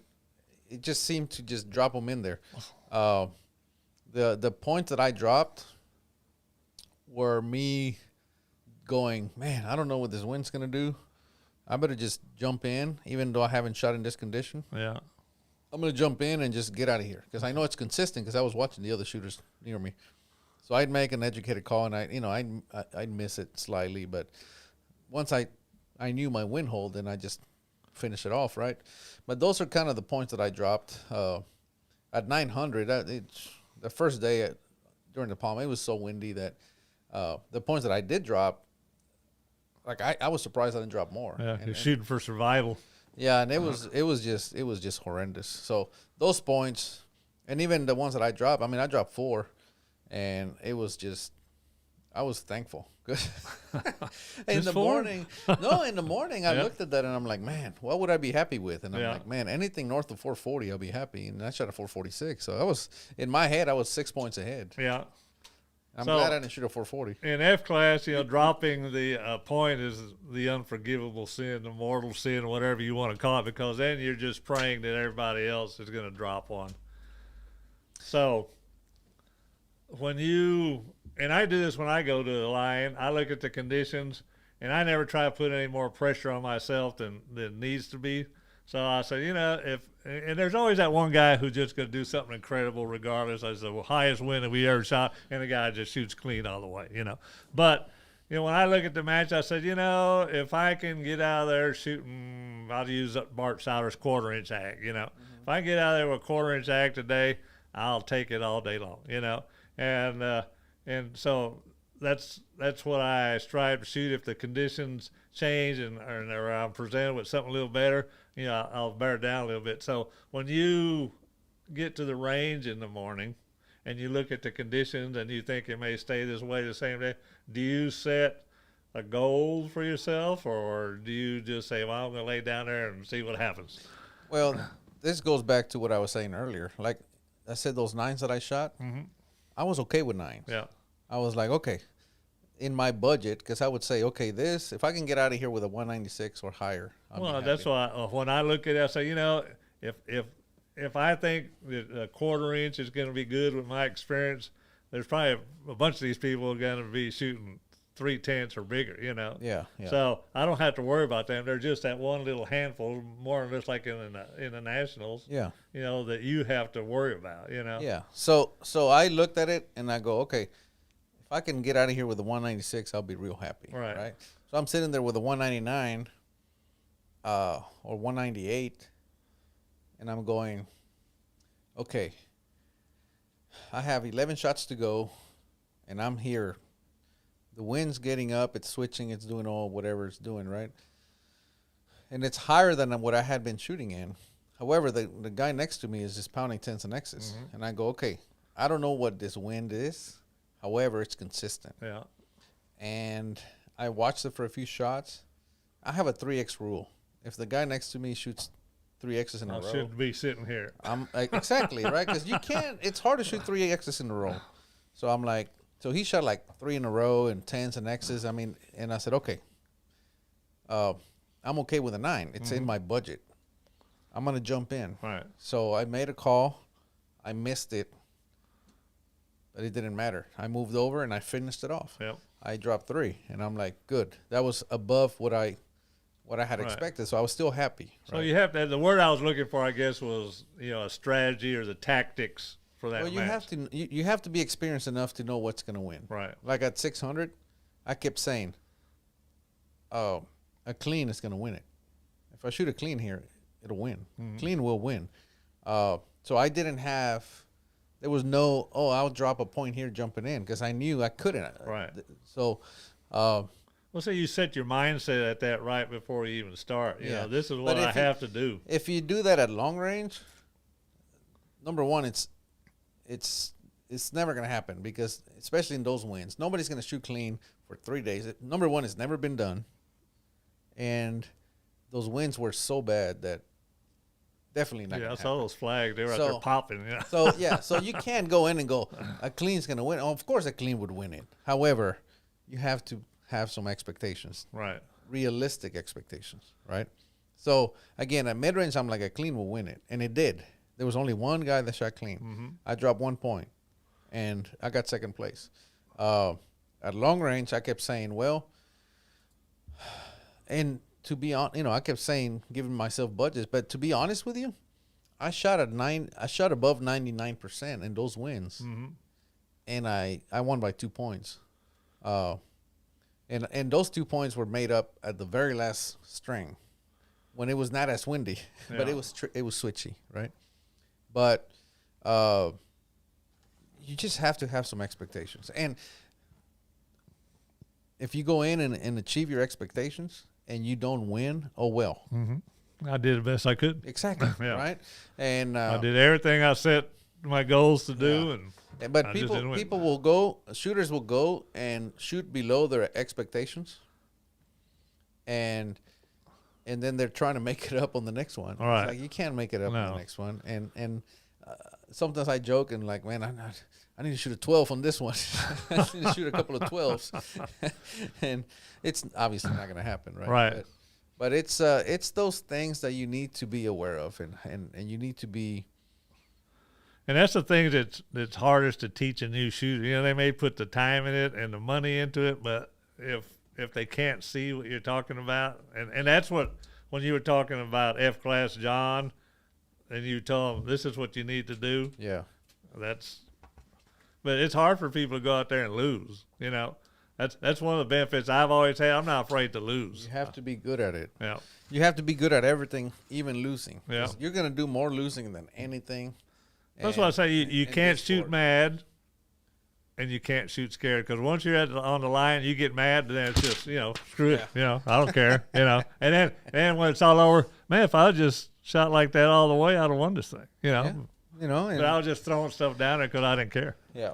So, and I told John, and I hate picking on him or bringing him up, but he's a great example, because he's such a good shooter, but he'll shoot scared. Yeah. And then he'll shoot mad. Yeah. Oh, he can. And then once he gets all that out of his head, You'll just go and win the whole day. Yeah. And I said, look, all you have to do is put 3 of these together. Yeah. Fear and anger are the 2 most detrimental conditions that you ever shoot in. Yeah. And again, he's obviously has the skill. Yeah. Because he, on the last day, he shot perfect. He not only did he shoot perfect, he beat everybody. Right. This is the national. This is not your, this is not you at the Club ranch. match. Yeah. Well, even at the ranch shooting against your drinking buddies. This is best shooters in the world. Mm-hmm. Arguably. So anyway, so again, he has the skill. He just needs to tighten up that mental game a little bit. Yeah. Well, you And got to he's be mentally tough. I mean, when you're shooting over the course, one day you go out there and you do good, but it's not one day. It's 3 days or 5 days at our nationals. You just don't have to. You just can't be afraid to lose. Yeah. That's the scared part. Yeah. Like going into the last string, Tim Vaught looked at me and goes, "You hustler, you just cool as a cucumber." You just keep doing what you've been doing. And I said, well, if I lose, I'm gonna be just as happy for Bill. I'm not gonna. I've been doing really good. Yeah. If I lose, I lose. I dropped 1 point. And I didn't get pissed off. Yeah. The minute I dropped that point, I could have gotten really pissed off and go, I just left the door open. And drop 2 or 3 more. Exactly. I dropped the 1 point. I didn't care. I just kept doing my thing. Just kept shooting. And there, in reality, you don't even know if Bill's dropping 2 or 3 on his target, and you're mad like, fuck. Exactly. So I dropped 1 point and just kept shooting, kept reading that wind, kept moving around, kept dancing with it, Yep. And when it was all said and done, I dropped 1 point. My X-Con was good. And I was okay. And I'm there. I signed the card, took a picture like I always do, and I'm putting my brass away. And here comes Bill, and he goes, how'd you do? And I said, drop 1. And he just shook his head. He goes, I dropped 3. And I'm like, see, I predicted 3. Yeah. But again, he could have shot clean because a lot of people shot clean on that one. But when I dropped 1, I wasn't upset. I was just like, well, it was in my budget, like you said. Yeah, I mean, it was a corner 9. I shot an X, a 9, and an X. I'm doing what I'm supposed to do. Right. That thing just, again, if I wasn't meant to win, I wasn't going to win, and that's all there is to it. The way I look at it. So we're still on our gear pages here. So better hurry up. On our the trigger that you use Flavio Flores, yes sir. You just right out of the box. You reset Right them lighter, heavier. I try to mess with them, and it's like I can't make them better, so I just shoot them as they are. Okay. And the rest you're using the new Neo X. Yeah. The controversial Neo X. I don't know why it's controversial. I mean, it's who started that? I have no idea. But that thing just hammers. I mean, I love it. It's so compact. It's compact, lightweight, yet very stable. Right. So when you go to the line with your rest, your rear bag, what manufacturer is it? Oh, it's an Edgewood. Edgewood. Yeah. And how do you fill those bags? Soft, hard? This thing is heavy filled. sand? It's heavy, really heavy. As heavy as I could get it. And the material on it? It's got the leather on top and the black. It's the old. I mean, I've had this bag so it's got the old years. Cordura. It's like 10 years. Did I mention I hate changing? Yeah, I think I've heard that somewhere. This bag is so heavy that it's cost me so much money to fly this thing around the country because of how heavy it is. Right. But I'm like, I don't want to experiment with not right now. I'm taking this thing to the World Championship. Right. After the World Championship, I already have another bag here that I'm experimenting with some lighter fill and different things. But again, right now I'm not in the experimenting. Right. Yeah. phase. You have to win the world. Yeah, I got to go win the World Championship. So what other gear do you take to the line? Do you take your gun, your rest? So I have a backpack, and in that backpack I have my rear bag. Mm-hmm. I have an elbow pad that I use. I have my headphones. I have and I have pens in there, and I have a clipboard, and I have some tools in there. Pretty much. When you're shooting, what do you have there in front of you? So I have a timer, and now I use my watch. I used to have a timer. Mm-hmm. I have a loading block. I have That's it. So use your scope as your. I use my scope. I say, when I teach shooting, I teach the economy of motion. Do as much as possible, as little movement as possible. So you described it, but you didn't say it. But as you fire the round and you open the bolt, it seemed like you were telling me that you keep your eye on the conditions. That you don't take your eye off those conditions, and yet in the economy of motion, when I teach it, I'll see the guys. They'll bring their MTM box with 100 rounds in it, and they'll have their little target that they can, and so they'll shoot, and they'll look to their spotting scope, and they'll take their paper and they'll write down whatever their score was, and they take the ammo and they put it back in the little hole it came back with, and the conditions change 3 or 4 times. They go back there and they shoot, and then, well, man, the thing went out to the left, So do you feel that all those are distractions in competition? Absolutely. The way I describe it when I teach is I said you have the option to look at snapshots of the condition versus a movie. Mm-hmm. Which one do you think you're going to be able to keep up with the most? Well, a movie, right? Because sometimes it changes very little. Yeah. But it changes very little multiple times in a row. And if you're looking at it and then you go and do something else and then you come back to it and you go, it's the same. Well, no, it changed very little, enough that you couldn't tell. And then you do that again and then you look again and you're like, okay, by the time you pick it, by the time you notice it, it's too late or it's big. Whereas if you're looking at it the whole time, something you see it pick up, die down, and something you see it pick up and die down. Like I see that. So you'd recommend, and eventually well, hang on, let me finish this one because this is important. I just realized something you see it pick up and die back down, and I hold off because I'm like, something weird's going on. So if you're only looking at it and it's like it's the same, it may have just done something weird, but because you're just looking and shooting, you didn't see that. Yeah. And all of a sudden you have this weird shot. Weirdness is still out there. And it makes no sense. But if you keep looking at it the whole time, you'll see it where it just does this pick up, die down, and it dies down to the same, but it did something weird. Mm-hmm. And I don't shoot. I wait until it stabilizes, and then I go back to shooting. Well, that's what we call it, keeping our head on the gun. Keep your head down. If you're popping up like Yeah. So some of those things, again, I don't even think about, but it's very important that you do that. At least I do. And most I'd have to agree with you there. I mean, I don't. When I see those people maybe we should have had this after the World Championships. Oh, don't worry, they'll try it. And they'll be so out of time. You're right. It's probably better that they go try something new. Okay, so we're to the rest. So we've been talking, and some of the things have kind of translated, and some of these other things about loading. So when I teach a reloading class, I have the 2 trinities, basically yours, which is bullets, brass, and barrels. Yep. And then the other one, which is neck tension, powder, and bullet seating depth. Okay. So with those 2 trinities right there, brass, bullets, and barrels, that's more of the mechanical side of the gun right there, know. So with the and how those relate to each other is how your outcome comes out. If you don't know how to put the bullets in the brass in the barrel, which the barrel includes the chamber and the crown and the tuner and everything, it's not just the barrel. You have to have a good barrel to begin with. But so when you're addressing those 2 trinities right there, bullet seating depth, neck tension, and powder, and there again, that all goes together on your barrel. What do you do, if any, when you get a batch of barrels in from Brooks or from Bartline or whoever, do you have any selection process whatsoever, or you just for the barrels? Right.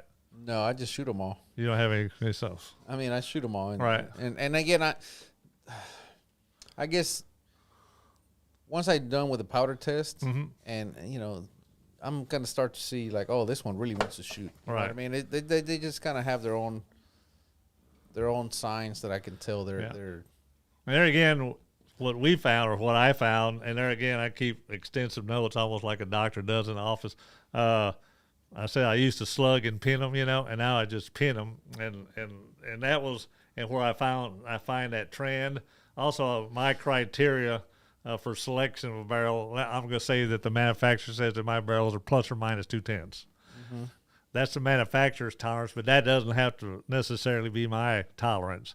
So with my Deltronic pins, I can select a barrel that just with the measuring of the pin, I can select a barrel that is plus or minus 1/10 of a thousandth, And in that selection process, I've seen a larger group, when I find them within that certain range, perform a lot better than the ones that are at the manufacturers. That's not saying that I can take one of the standard manufacturer's barrels and get my ass kicked it for my next 2 years, Yeah. So John Myers was also another one of those people who I taught how to pin, I don't know how many Deltronic pins. You didn't buy those from him? No, he's He I'm kept not a sure. little bit. I'm not sure he's 100% out of the game. I don't think so either.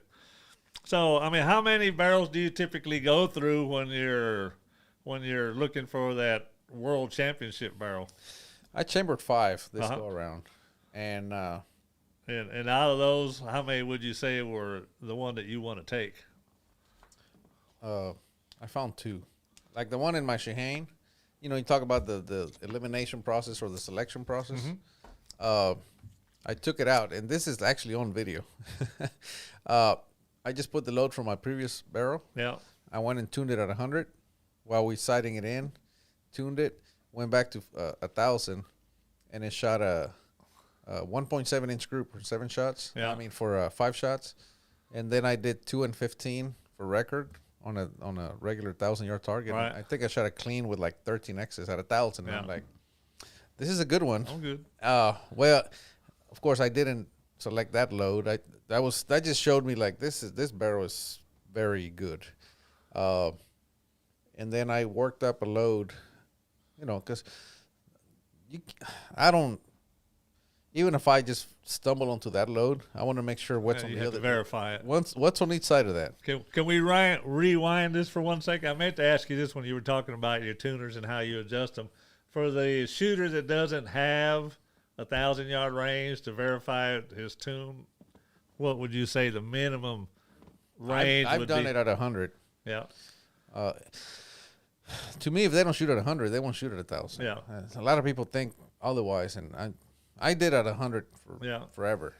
And again, this one that I'm telling you about, we tuned it at 100, and we went back to 1,000. It was ready to go. Yeah. So I think if it doesn't shoot at 100, I don't think it'll shoot. I tuned my ELR gun at 100 and clean targets all the way out to 2640. So yeah. It's so okay. On bullets, you just mentioned we were talking about the tuners that if it doesn't shoot at 100, it won't shoot at 1,000. There's often times when a bullet will shoot at 100, but by the time it gets out to 1,000, it's no longer happy. Yeah. So would you blame that on BC? Yeah, because you don't believe in the convergence and all that crap, do you? It has to be BC, right? I don't think there's anything else that can make them be together. And all of a sudden, if they're together with low SD and ES, and they start to come apart, right? The only thing that can mean is that they have different BCs, right? That one of them, they have different amounts of drag, which means some are going to slow down faster than others. Some are going to speed up. Well, I think you can see that on some of Brian Litt's, custom curves, when they start shooting at those ELR guns. So on your selection process, do you measure base to tip or base to ogive? I know I've heard you discuss it before, but base to tip, and then I just point. Just point? Yeah. So once you've got them separated, it's easier to point those as our uniform lengths. Yep, and then I change my tipping die depending on the length. On the length, right? So that base to ogive basically a waste of time. Yeah. Before somebody asks, or before somebody tries to do this, I go and test. Make sure you're not ruining the bullet by tipping it. Yeah, I test the batch multiple different, and I go test them. And when I find what works, Yeah. then I tip the others. Like, Yeah, let me don't go don't run 1,000 unobtainium 180 hybrids through this and find out I just ruined 1,000 bullets. Yeah, no, you don't want to do that. I don't know. You got to test everything. This is kind of the problem. Okay, so this You is can't just trust everything. this is the 3Bs again. So in the barrel process, we're gonna put that other B, the bullet, into it, and a lot of times I'll have customers buy their own reamer and they'll send it to me, and I ask them what their freebore diameter was, and a lot of the bullets, I'll just use a 284 hybrid. They measure 284.4, 284.5, and when the die starts to wear a little bit, they're 284.6, 7. And so if you have a reamer that you ordered with a standard freebore diameter of a 284.5, which is a standard nominal size for a reamer, I can't get the correct seating depth. It changes every 5 minutes. You're letting everything out of the bag. I today. am. Yes, I am. Yeah, so I don't use the standard freeboard diameter. You don't have to tell me, well, but But I don't use that 284.5. I go bigger. Yeah. Because of that. What you're just saying exactly. Right. I mean, if you had the old Sierras, I mean, that's why they used to have those smaller bore dimensions in the 30 caliber barrels when they used to shoot the 168s. They would fit in a 308.5 perfectly. Because they almost all measured. Anyways, not even 307.9 to maybe 308. So here's what I'm going to tell those that want to get a PRCW chambered. Alex Wheeler designed this thing, and Alex Wheeler, he very knowledgeable guy. So if you want to get a barrel chambered, you can get Speedy to do it. You can get Alex Wheeler. You can get Jay Christopherson, or you can get Jeremy Smith. Those guys all have the correct reamer. What I would say, the correct reamer. Yeah, if you want your own, I mean, Alex has made that available through JGS. If you want to print, JGS, you can call actually Manson Reamers. Yeah, Manson has my well. reamer. Has my approved reamer, and you can just call Manson Reamers and say, hey, where's Erik's PRCW reamer? Yep. And they'll send you a print. But there's a lot of people taking this thing and just changing it it seems like everybody wants to change something. The improved version.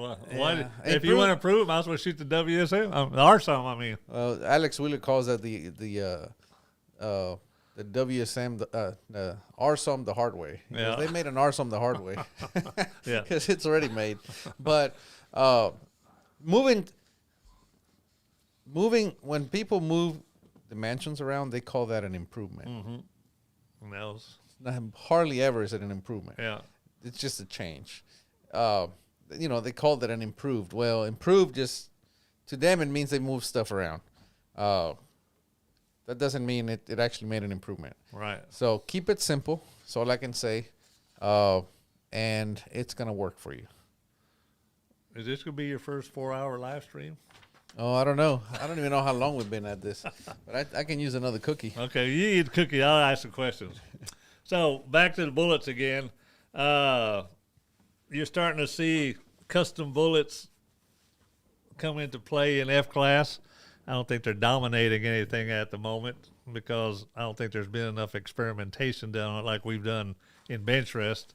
Do you feel that custom bullets may become more prevalent in the future as components become more available? If you had asked me this 3 weeks ago, I would have said yes. However, I took a tour of Burger Bullets. Mm-hmm. They make a good bullet. I looked at everything they do, their inspection room, their process of making sure everything's running properly. Every 10 minutes they check. They have these different buckets, and those bullets are going into those buckets. And every 10 minutes they have a check, and if something doesn't check out, they stop it, and they know that only that what's in that bucket is questionable. It's a 10-minute bucket. And every time the machine is stopped, a new lot number is started. Okay? So, and their inspection room is, I mean, they had, obviously they have access to machines that I couldn't even afford. Mm-hmm. So after looking at Burger bullets and how they make bullets, I'm like, I'm not so sure I can make them better. Yeah. You know? And I mean, I shoot some amazing groups with them. Oh yeah, I've seen the groups come out of those 180 hybrids. It's just astonishing. And I'm not so sure that I can do better. And I'm not so sure the average guy can do better.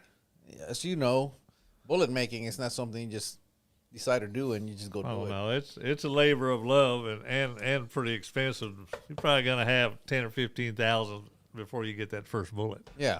So you know, I'm not so sure that they will dominate simply because of how good the burgers are and how much it takes to make bullets. Right. Just you're gonna spend 10, 15 grand to make your first bullet. That doesn't mean it's better than the burgers. Oh no. Just the shape of the bullet as it comes out of the die. You may have two dies made exactly the same when I made them, and one is a world beater, the other one is a prairie dog bullet. You know. Yeah. So, and there again, the bullets that we make are made using the J4 jackets from Burger. So. Yeah. You know, you guys shoot 100 yards. You don't even need good bullets for that. Well, yeah. bring that 284 to the next bench press match. Okay, we're done. That brings some Corlax over there. To the third B, and that's brass. And I know that Lapua is the gold standard, but there's a lot of U.S. manufacturers starting to manufacture brass. Do you see any, or have you tried any to compare, say? I haven't. That's the thing about brass is there's so much work. You know, I mean, I neck turn, I fire form, and you know what I mean. It's I don't know that that's something that I've never tested anything else. I mean, okay, well, I have shot other manufacturers in the past, Right. and it was you do everything that you do to the Lapua brass, and then some, and you still don't have a brass as good as Lapua, right? Right. When John Myers first started shooting WSM, he bought, I think, 1,000 of the Winchester brass, and so what did you do? And that's when I introduced him to the little case checker, you know. So the next day, he was scrapping the brass. What's that brass you get, Norma? Yeah. No, I try that too. And, you know, Lapua is just so good. Honestly, it's literally too easy. Well, like I said, it is the gold standard. So you do anything to your brass, the primer pockets, the flash holes? I neck turn it and that's weigh the brass? Nope. Neck turn it, that's it. Yeah, basically what I do. Yeah. Neck And turn even it. a lot of people are getting away from neck turning. Yep. Well, don't get into the next pages. Slow down a little bit. I know we're trying to speed things up. So the other holy trinity there again was the powder, the neck tension, and the bullet seating depth. So in your reloading process, you already told me you start off 20 thousandths off the jam, and that's where you start doing your powder testing. Yep. And I asked you, and we already answered this in a previous question, that at this point you kind of feel for the particular cartridge, PRCW, that the 555 seems to be the best powder for that cartridge. Well, it's the best I found. You know, I've tried 4831 shortcut. It also works really good. I don't know that I would say it's the best, Right. but it definitely works like right away. Like the extreme spread is super low. Right. So we got we're going out there. What load did you say you were shooting? You were shooting 40? 57 and a half. Yeah. 57 and a half. I'll just check and just make sure that. So just for comparison, you know, we talked about how much bigger it is than the Shihane. Right. 4831 shortcut, it's 58 and a half with the PRCW. With the Shihane, it's somewhere around, maybe it's just a grain less. Yeah. Grain and a half. So it's not that much more. Right. You're And just not pushing the brass as And hard. speed, yeah, that's the difference. Yeah. Right.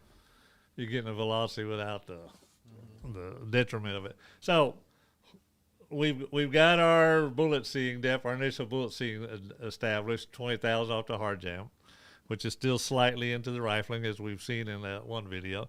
And then when we go to line, are we looking for low ESs and SD right off the bat? And let's just say that you go to the line and this thing is just shooting dot after dot after dot, but the ESs and SD just suck.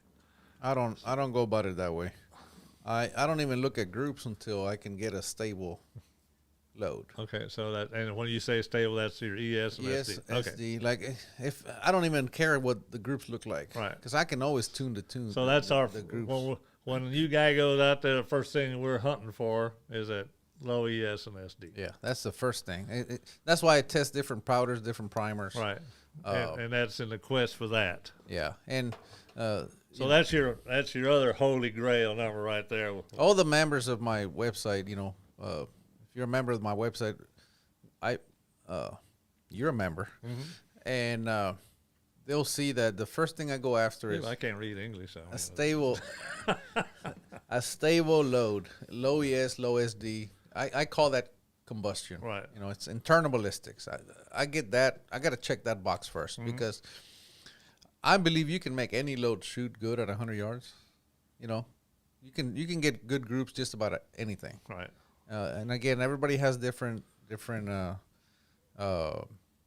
parameters to what they would consider a good load. But the first thing I do is if it doesn't shoot low ES, low SD, I'm not even going to pursue it. Well, that kind of goes in conjunction with what we were talking about earlier.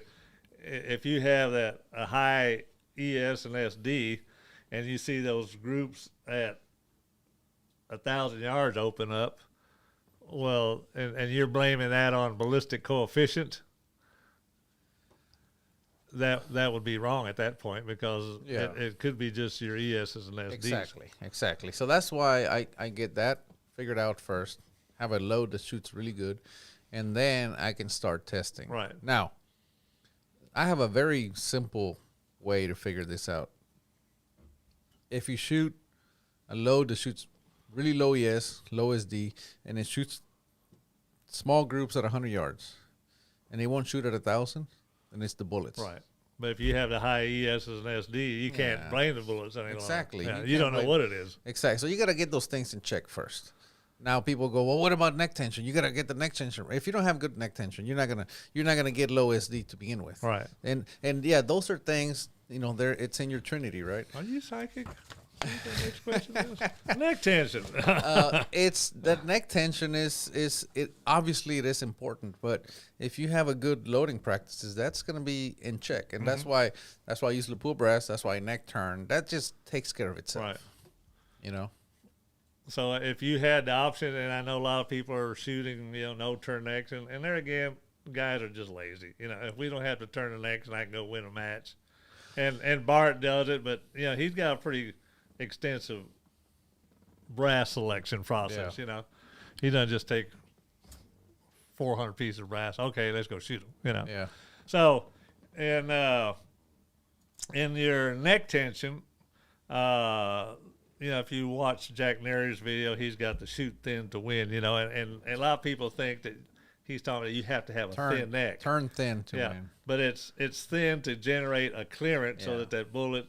The brass can expand and release the bullet without too much interference. Yeah. So you just told me that my next question was, do you turn or not turn? If you have the choice, and I know that this requires a lot of time and effort and money, or I can just shoot the no-turn brass and maybe just use the expander mandrel. Like a lot of people are saying, that's all you need is the expander mandrel. You're going to get a consistent neck tension. Well, how can that be if you've got a thick side and a thin side? This is the way I look at it. I'm not saying neck turning or no turn doesn't work. I've seen, Tim Vaught, he shoots cleans at Bayou with a no turn. However, this is the way I look at it. In 2017 at the Nationals, the record at the time was 217. I shot at 200 with 16, and I had 2 shots that were as close to the X ring as they can be without being X's. Okay. So I didn't get the record. I didn't tie it or beat it. To this day, I'm okay. It just wasn't meant to be. Yeah. Why? Because I neck turned. I did everything that I could to prepare for that match. And when it didn't happen, it didn't happen. Now, So you prepared for it. had I decided that I'm not going to turn necks and that had happened, I'd be wondering if turning necks would have done it. Mm-hmm. And I'd just be kicking myself for the rest of my So life. you're just eliminating all the variables. Yeah, I'm not saying it doesn't work. I'm just saying that I just don't want to hate myself the next morning because if you don't do everything you can, Well, at least for me, if I don't do everything I can to ensure that it's as good as it can be, then I'm going to just always be without a wondering. doubt. Well, that goes to that third person you mentioned, preparing to win. Yeah. And that's the preparation to win. So as far as you turn your brass, how much clearance do you typically? 5 to 6. 5 to 6 thousandths. And if you didn't anneal, how long would your brass last before you started having split necks and all I that? wouldn't never not anneal. Yeah, well, I mean, So- I mean, now that you've used the amp annealer as opposed to the old flame annealer, you see there's quite a difference in the process. Well, I love the amp annealer because I have that amp mate and then that brass Right. feeder, and I just throw it all in there, hit the button, and it's awesome. And it's the same every time. Yeah. But yeah, I don't know what it would be like. Again, this goes back to I'm gonna do everything that I can We had every type of to annealer. prepare. Yeah, we had every type of gas annealer for them, and we bought the tester, and Yeah. we could never generate brass as good as it came from the factory. You know, Yeah. it was almost just a waste of time, a feel good thing. You know. So you got 5 to 6 thousandths net clearance. Yep. And how much typical neck tension do you find? Do you have vary with different burning rates of powder, or like I've changed over the years. I used to run really light neck tension until I went to Phoenix one year and the bullets settled in the case and I shot like crap, and I couldn't understand why until one night, 2 things happened. I decided to pre-seat and just don't change it. I'm like, I'm tired of this whole seating before the night before. So I said, I'm just going to load all my ammo and just shoot it. And this is Jay's fault, Jay Christopher, because he does that now. Except mine were real light neck tension. Well, it was shooting like crap. So I checked them, and they were all over the place. So I was like, okay, no more of that. And Todd, he uses a lot of neck tension. So I said, you know what? I'm going to use more. I'm not going to use like Todd does because he needs to put a cheater pipe on his freaking on his arbor press. I don't need a cheater pipe, but I size down. What do I do? Let me give you some numbers. My loaded round is 310.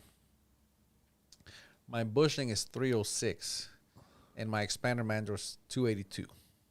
So I size down 4 thousandths, and then I expand 2 2000s. Yeah, and I played around with 305 and 306 bushings, and they're about the same. Obviously, they're slightly different. There's more neck tension with the 305, but they're, so I do about 4 to 5 thousandths, squeeze down, and then I neck up. Right. So you've got an amp press now, Yeah. and so you can start developing a So statistical analysis. I was gonna say I like about 50 psi or so Yeah. on the amp press. With the amp press, have you seen a difference in seating when you expand it up with the mandrel? And let's just say if you're trying to achieve that same inside diameter with a bushing. I have, and it's just not as consistent with the bushing. The Now, are you mandrel. lubing your necks before you run the bushing, or are you just running them Do you mean the mandrel? mandrel? I'm sorry, yeah. No. I have. I started making my own mandrels, and we use a special coating. They haven't been released yet, All right. so I don't use. They don't need any lube. Okay. But do you lube the necks prior to seating the bullets in, or you just use them Nothing. If I need just as lube 'em, annealed? just annealed, And that leaves a little bit of carbon left in it, doesn't it? Yeah, and then I run a brush in there. Yeah. And it's in my progressive. I made a die that has a brush. Right. So when it goes up, it just brushes one time, and that's it. That's how we do it. And even that stuff that I use for Southwest Nationals, my progressive press is tied up right now with my automated bullet pointer. So I actually used a coax for that brass. So we didn't use a brush on that one. But I find that if you need to lube the bullets to go in the case, you got too much neck tension. Like, back it off. You shouldn't have to use any lube to seat the bullets. Okay. Well, I just That's the if way that lube made a change in the consistency. The way I look at it is this: whatever you put in the necks transfers to the bullets. Whatever you put on the bullets transfers to the barrel. And again, to me, it's going to be inconsistent. So it just scares me to even try. Because number one, I don't need to try. It works. Right. And I know you've addressed this in some of your other videos, but I'm still going to ask for the new guy who may be watching this for the first time. You don't chase the lands. Nope. I seat it and forget it. And you'll just unless let's say my gun starts to fall out of tune. Yep. Like this gun that I have right now that I just got back from Southwest Nationals. I got leftover ammo, and they're seated long. I'm gonna go out and I'm gonna seat some, 3,000s longer, 6,000 longer, and then I'm just gonna shoot them. Yep. Practice and see how they do. If the ones that are longer shoot better, that's my new seating deck. That's what you'll take to the world. I'm not gonna measure the where the lands are or none of that, because even if I did and I moved it, then I have to go verify. Yeah. And then I would have to test on each side of it again to make sure. Right. So might as well. Okay. Well, this one we can almost skip because we kind of walked through this entire thing. I'm about to reload. And then development for a new barrel. Break-in. You don't believe in it? Nope. I don't either. I load up 50, 100 rounds. I go practice. Yep. Come home, clean it. I shoot one, clean one, and then go shoot. I don't even do the one and clean. I clean the barrel. Well, you are a lazy bastard. I know that. I clean the barrel before I go. Right. Clean it. I actually run a little IOSO on the throat area. Right. Just in case there's anything there. A little burr or something. Yep. And then clean it.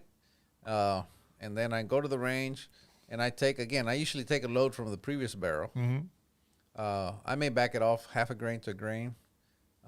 If I need to fire from some brass, I load it up and I go, and then I use the tuner to bring that load back in to where it's good enough for practice. Right. And then I just go practice. So let's see. We've gone through almost all of these right here. What sample size, when you developed your load, do you feel comfortable with before you go to a match? Let's say you've got a load. How many times are you going to go verify that before I'm ready to go take it to a match? Well, I shoot 5. I mean, my most of my load development is 5 shots. I mean, I do ladders, like I was telling you. Right. Because you can do a ladder test with powder, which I do. Yeah. You can do a ladder test with seating depth. You can do a ladder test with tuner settings. You can do a ladder test with whatever. But then after I kind of find an area that looks to pattern pretty good, like things want to get happy at that point, then I move up to 5-shot groups. And then I go outside of that range, and then I shoot a few and see if it's trending properly, right? If you have a group here and a group here and a group here, I don't like that. Once I do that and I'm happy, then I start shooting for practice. 20 shots, 15. Right. Typically I practice with 15 shots. Just practice actual wind reading and keep them on, and see how they behave. Right. So on your range, I see you shooting, and you don't have any flags out there, so I'm are a mirage basically reader. a mirage reader. I'm a mirage reader. Yeah. Yep. So especially when you go out in the desert and stuff, that mirage can get so bad. And I love mirage, and people most time when they say, look at that mirage, I got to turn my scope down 20 power, whatever. I don't even turn it down. Yeah, I don't either. But so that's what I do, and when I go practice, I don't load my load all the time. Right. I mean, I do, but I load on each side of it as well. I'm always trying to see how much latitude I have on my load. Correct. So back to Mirage again, since people are looking at your videos and you're shooting pretty good groups on there, and now we know that your secret is you don't care about the flags. You're watching Mirage down there. Do you have any initial stab at the angle that the Mirage is coming to you at, or No, do I you don't care. you just look at the float? I just look at the flow. So do you? When I shoot Mirage right there, since we can see the numbers and stuff on our targets, short range. We can almost see it without You don't the even scope. need a scope Yeah, for we that. don't need a scope. If you get a new pair of glasses, I can see them. But everybody says, well, how do you know what Mirage you want to shoot at? So I picked something that's real easy to determine. So when I don't like shooting in dead calm because there's just stupid stuff happens there. But with the Mirage, when I see that number just start to clear up, that's an indication that Mirage is running at that pretty much that same velocity, And now it's blowing hard enough to where the Mirage is starting to clear up, and I can see the numbers. I can see it when we shoot new Braunfels. I can see when those numbers on a target start to clear up. So that's my indicator. That's the velocity I want to shoot at. I don't care if it's 10 miles an hour, 20 miles. As long as I can see that and it keeps repeating, I'll shoot it. Right. So, do you have any rules or a thought as concerning Mirage where a newbie can look at that Mirage and say, it's maybe a good place to start? Doesn't matter what I say, they're not going to understand. They have trigger time, right? So what I tell them is go out and don't even try to compensate. Aim center. Yeah. The whole time. Just And watch then it. just watch it and go, that's going to go to the right. The first thing you need to figure out is it going left or right? Uh-huh. And just aim center and see, right? And that's going to be the first class. So the first thing, you need to be really comfortable making up your mind. Is it going to the left or to the right? Because they will, it may seem real easy depending on what they're looking at, but there's going to be times when they really can't tell. Right. So number one, left or right, that's it. Don't even care how much. The more it moves, the easier it is to tell. Right. But when it's real calm and boiling, it's really hard. Yeah. Or we're coming at you, it looks the same, Yeah. We're going away So from you. just do that. Hold center the whole time. And even when it's blowing, how about target with rings and things? Just a regular target that has the rings. And then you can say, well, I think this is going to blow 2 rings. And aim center and shoot and see where it lands. At some point, you're going to be able to tell, Right. You'll get good at saying, well, that's 3 rings worth of wind, or that's 1 ring. And you'll get good at that. And once you do, again, you're aiming center the whole time. Once you figure that out, at some point you'll be able to, and the next step is like, okay, if you look and you go, that's 3 rings worth of wind, we'll hold 3 rings to the left, opposite of the wind, and it should be center, right? But they try to do it all to, like, I'm just going to hold off, and then it hits over here, and then they really don't know how much it moved. Don't do that much. Just take it in steps. So while we're talking about this, you said just hold center, see where the wind takes you. Do you try to set your guns up with a dead air zero? Because I know every time I've shot with Nancy and Michelle, that's the first thing Nancy lit. You got a dead air zero on it, Oh, I'm a point blank shooter. We probably got better dead air zeros than any of the F-class shooters do out here. That's a controversial topic, man, for us long-range shooters. I prefer dead air zero at 100 yards. I prefer that because that is it is a consistent starting point. Right. It's consistent. Well, that's when you're saying, well, if I hold center and my bullet drifts over to the 9 ring, that if I had a good, if I was behind the condition and the wind's blowing left to right, for an example, and the value it's giving me is not a true value because I'm actually shooting over here into the left to begin with, know.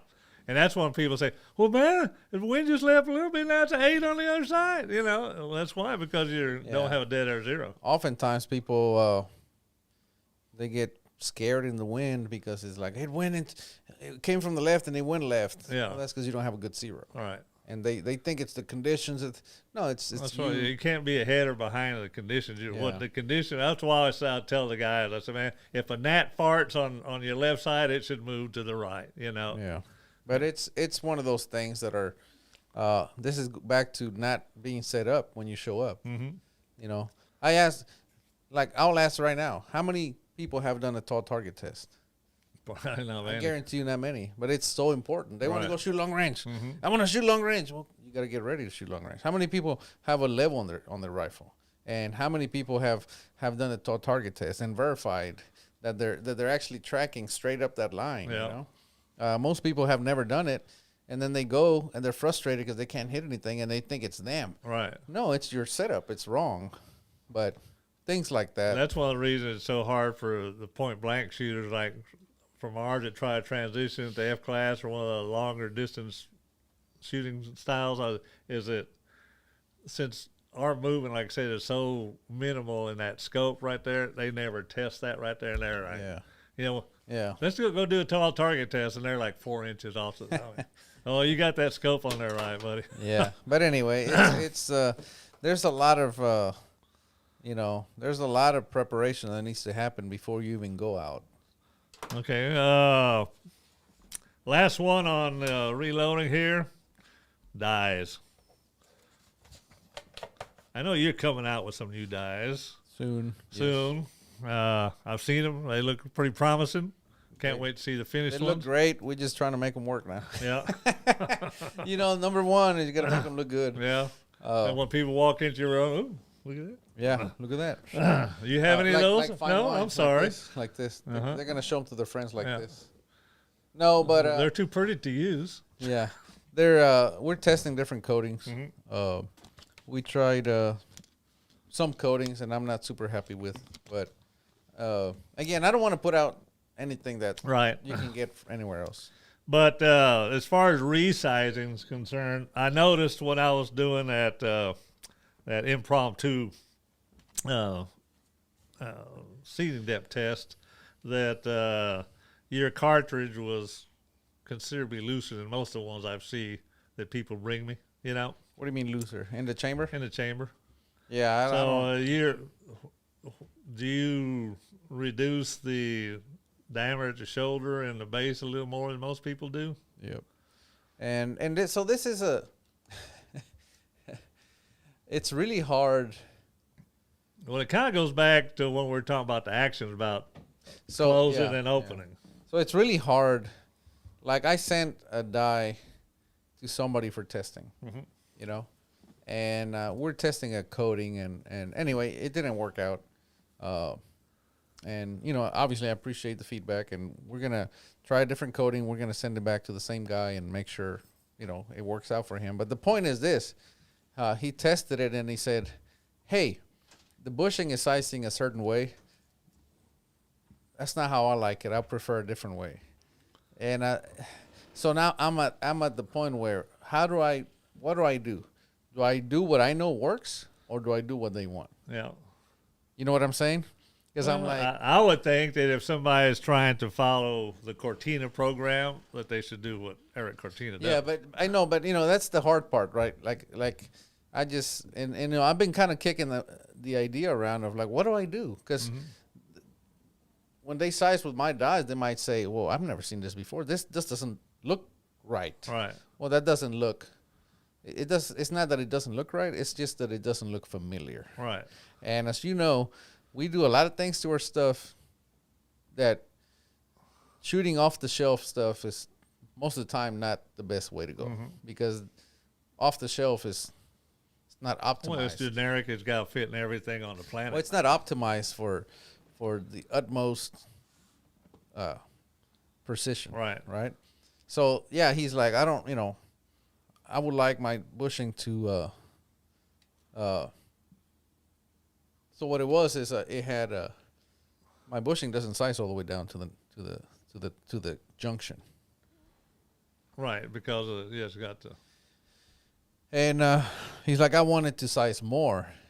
And I know that's going to be problematic, but that's what he wants, right? So at that point, it's like, what do I do? Do I do what I know works, or do I do what customers want? And I go back to Henry Ford where he said, if I had asked my customers, they would have asked for a faster horse. Yeah. You know, and it's like, do I give them a faster horse? Or do I give them a car? You know, which is what Henry Ford did. So I think I'm just gonna have to give them a faster, you know, give them a car, because I know they keep asking for a faster horse, and I'm like, no, look, here's a car, and that's the problem sometimes, that about releasing something, because I'm like, what I know, if most people came into your shop and saw what you do, number one, they wouldn't even understand what they're looking at, right? Well, Because I have that all the time. I'll do a class on barreling, and the guys will videotape it, and they'll ask questions, and they're writing down on paper, and a chamber barrel takes 2.5 days, you know. And I don't care. They're paying for it, you know. Yeah. But, and then, you know, they get home, hey, I'm at the lathe, and, you know, I'm looking at the video, and I know, but it don't make sense no more, you know. So you're that's the same thing you're being faced with. And that's what I'm saying. It's like, what, you know, and I know, you know, the customers,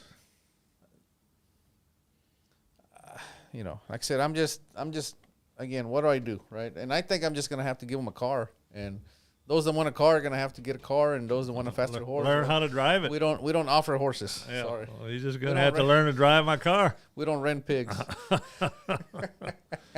Well, I mean, I know you and how quality conscious you are, and I hope you gained a little of that from me, and I did. and so, I mean, I've looked at your dies, prototypes, and I mean, I see great potential in them. You know, it makes it easier for people to do some things without adjusting the entire die. You know, so I mean, I'm looking forward to getting some myself.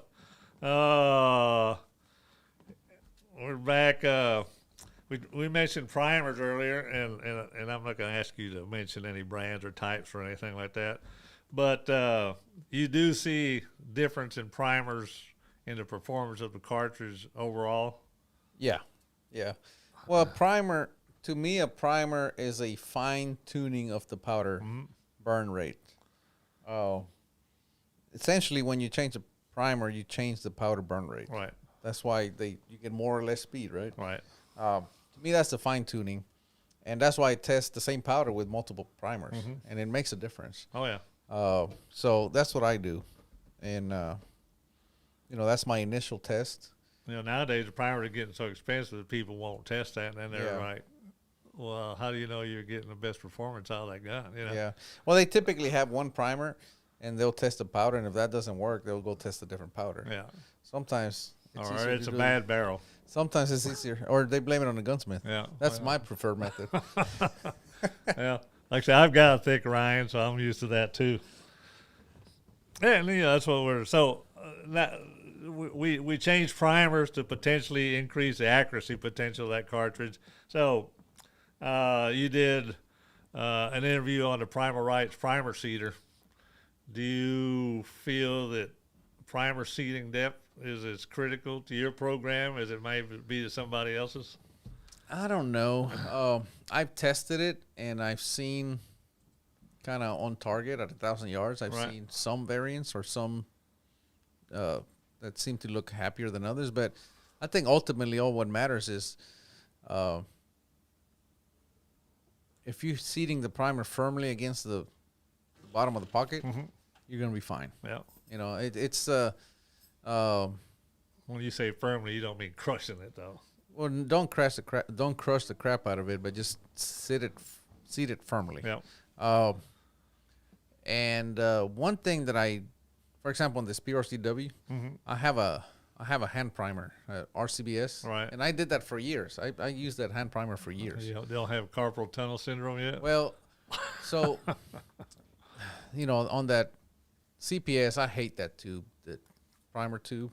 You know, every time you work it, That's why I cut mine in half. Well, I knocked mine over 1 million times, and every time I do, Greg gets a call, and I think he's tired of me calling him. But so what I cut them in half. You got twice as many.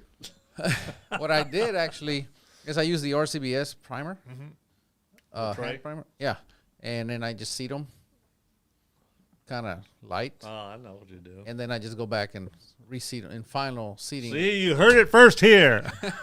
Double primer seating.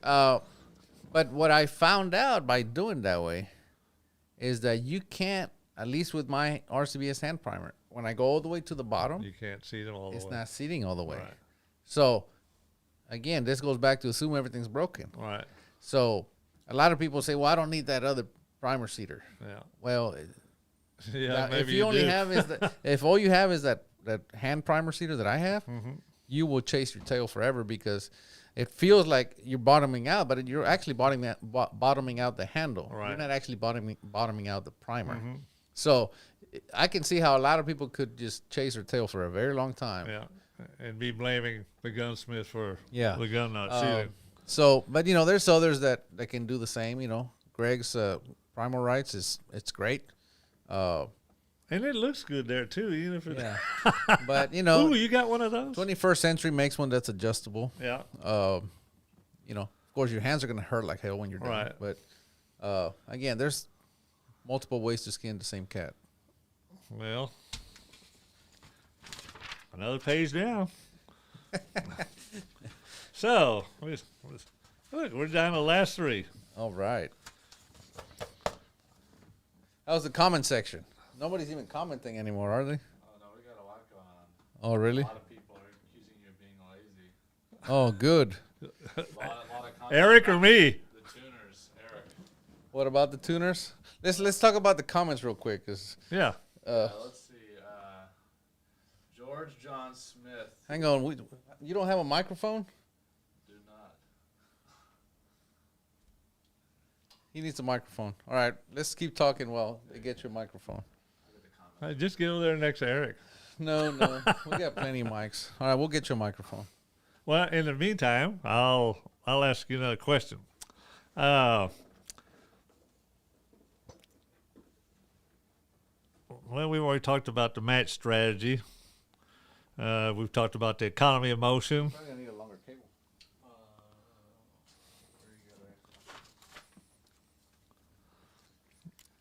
Flags, Mirage, or Kestrel? Well, you've already answered that one. Kestrel. Well, I don't know if you might go up the line and say, "Oh, I see. Okay, I see what they're asking.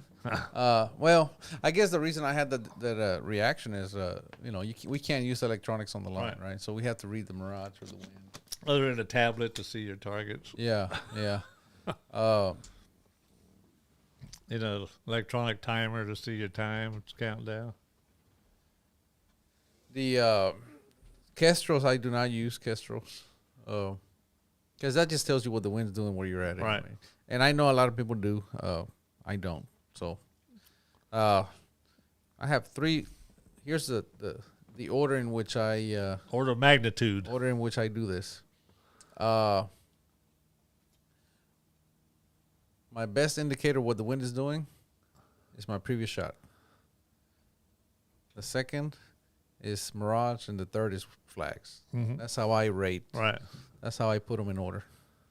So if your previous shot is and the flags are still the same, I mean the Mirage is still running the same, we're going. Yeah. Yep. Yeah. So yeah.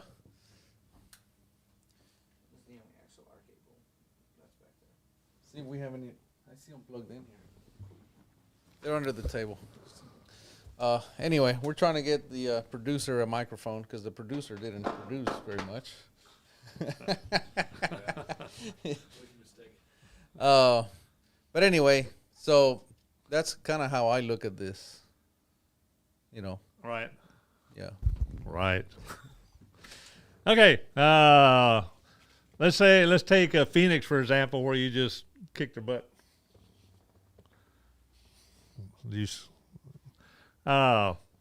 What is your favorite condition? Let's say in Phoenix. All right. Here's what we're gonna do. While you talk to them, Speedy. I need to go to the restroom. In the meantime, they can figure out this microphone. Okay. So go ahead and mute my mic. There you go. It's the second one. No. Hit the red button. Okay. Gotcha.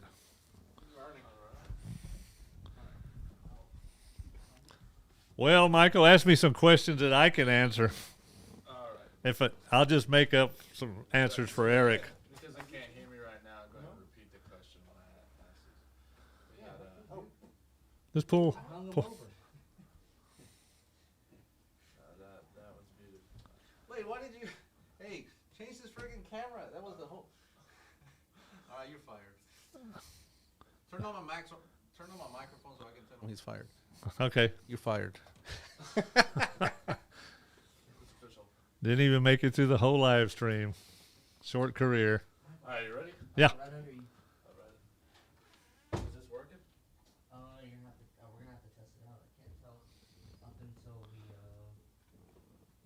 we Okay, well, ask me a question and while y'all are Speedy, what tool do you use to prime your cases? Is a $600 primer sheeter worth it? Well, I think Erik just answered that question. In the shop, when I'm doing large quantities of reloading, I use the Parallax primer sheeter. It's proved to be worth every bit of the money I paid for it and even more.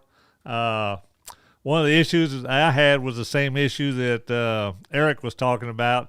The long primer tube in there, every time you reach something, you bend it or knock it off. And what I do is I cut them in half and drill another hole in it for the cross pin to keep your primers in there. So it's real easy for me just to load 50, put the next tube in there, and do another 50. But yes, the primer rights is worth the money. We've even gotten to the point where people that have disabilities in their arms, carpal tunnel syndrome, or have come back from a war with a disability, we put 2 handles on them. I wish Greg would sell an extra handle for those things. He probably will if you ask him. He's a good guy. All right. They want to know Marge versus Kales or Collies? Gollies versus Night Force. We talked about that a little bit earlier too. I'm not real familiar with the Collies. I typically shoot the March scopes. I do have a few Night Force on my guns, and the only reason I use the Night Force is the scopes are slightly longer, and if I want to address my gun without crawling into it, then I will put a Night Force into those guns that have a longer length of pull. But I'm typically a March guy. All right. What happened to the Bald Eagle primer sheeter for $150? It went the way of the bald eagle. You have to ask Shiraz at Grizzly about that. He's the one that used to manufacture that. The what? I just have to raise it more. Which line is that one? I don't know. Speak. I see it. Go for it. What are we doing? Yellow? Adjusting your microphone. Yeah, All we're just right. adjusting your mic. See what effort we have to put in to do a live stream? Well, no, You're seeing all the technical difficulties the manifest the themselves for your very technical eyes. difficulties are because you removed me from my chair. Oh, I'm sorry. I stole God's chair. All right. All right. So the biggest thing going on in the comments has been a huge argument that's Oh, just been going on argument. for over an hour Wow. about tuners. Okay. And so George John Smith says, it's so funny to watch Erik willingly make his own results worse by using the tuner. The name itself is ridiculous. Oh, that's cool. That's okay. He can think whatever he wants. And He probably doesn't understand what EC stands for. yeah, and so there's some people who are defending you, and man, it just keeps going. He does say your competition skills are unquestionable, but that you're just too lazy to measure it. Well, others measure it for me. That's correct. Yeah, I don't have to measure them. Well, people are gonna have opinions, and again, like I said, not here to argue with anybody. I use them, and that's how the tuner became a thing. My tuners, I was using them for my own benefit. I was actually trying to keep them hidden. That's why the original tuner Was flush with the barrel. was flush, so you couldn't even tell that it was there. Right. Stephen Blair, he helped me with the design. Gave it to him. I gave him one. He put on his rifle. He goes and wins the California State Championship. Accurate Shooter does a story on it, and they put it on. They zoomed in on that microphone, or not the microphone, the tuner, and that's how people started calling me and asking for tuners. And fast forward over a decade, and that's where I'm at. You know, like I didn't set out to go and I'm going to start a tuner business. How do I get? No, hell no. I was doing it for my own, and I'm still doing it for my own benefit. Well, I'll defend Erik on this one right here. And a lot of the times, the issues with a tuner or a good load or a good ES and SD is that time spent behind the gun to develop that load with a tuner or to get that good SD. And nowadays, you know, with the price of components and all, I don't think people are really spending the amount of time that they need to get that gun working the way they're wanting it to be, you know. Yeah. I mean, there's, I know for a fact, because I've read some papers that are floating around on the internet, and some of these teams that are going to the world, they have made tuners mandatory for their shooters. Well, I mean, it's your last resort to do something when things are going bad. You've got really two choices. You can adjust your tuner or your bullet seating depth. What else can you do at the match? Yeah, but again, you know, I'm not going to argue. Yeah, maybe I am too lazy to measure results, but others measure them for me. Yep. So I don't care. Well, you know, it is what it is. Here's the results right here, and I'm keeping it. I'm gonna wear What else Erik's is going on? Southwest National Champion medal proudly. A few people are asking about you said you were making some of your own dies. They're curious when they can expect to see those come out. You're gonna see them when I'm really happy with them. I mean, we have them. I mean, I loaded all my ammo for Southwest Nationals on those dies, but I'm not 100% happy. We're testing different coatings, and the coatings take forever, you know, because they're small batches, they're experimental, and this, that, and the other. Well, But I experienced the same thing just making the standard heat treated dies that I make. You know, they go to heat treat. Oh yeah, well, whenever you get them. so they're gonna be ready when they're gonna be released when I'm happy with them, and I'm hoping it's soon. But again, I can't. I'm not gonna put a date on it because it's gonna be. It's not a time sensitive thing. It's a Erik's happy with them sensitive thing. So when you say coatings, I said maybe the average guy may not understand it. These are stainless dyes. Yeah. And then you're having a process similar to melanite. Yes. We actually tried that, and I wasn't happy with it. So we're trying some other things. Right. And we'll see. We'll see. All right, and they want to know what caliber for the seating dies. Well, they're going to start with the obvious ones, 7 PRCW and 284 Shaheen. And we're probably going to Dasher. expand into the Dasher. I made some Dasher ones for Speedy. Right. Are you going to the possibly songs. offer, like you made me a set of one that sizes the body 2,000s, one 3,000s, and one 4,000s? Well, Is no, something we're like probably not that gonna do maybe that. going to We're be? probably not going to do that for the standard customer. Okay, well, that was just in the beta testing. Yeah. I don't think we need to do that for regular customer. We're also doing mandrels and mandrel dies. And all that is being tested right now.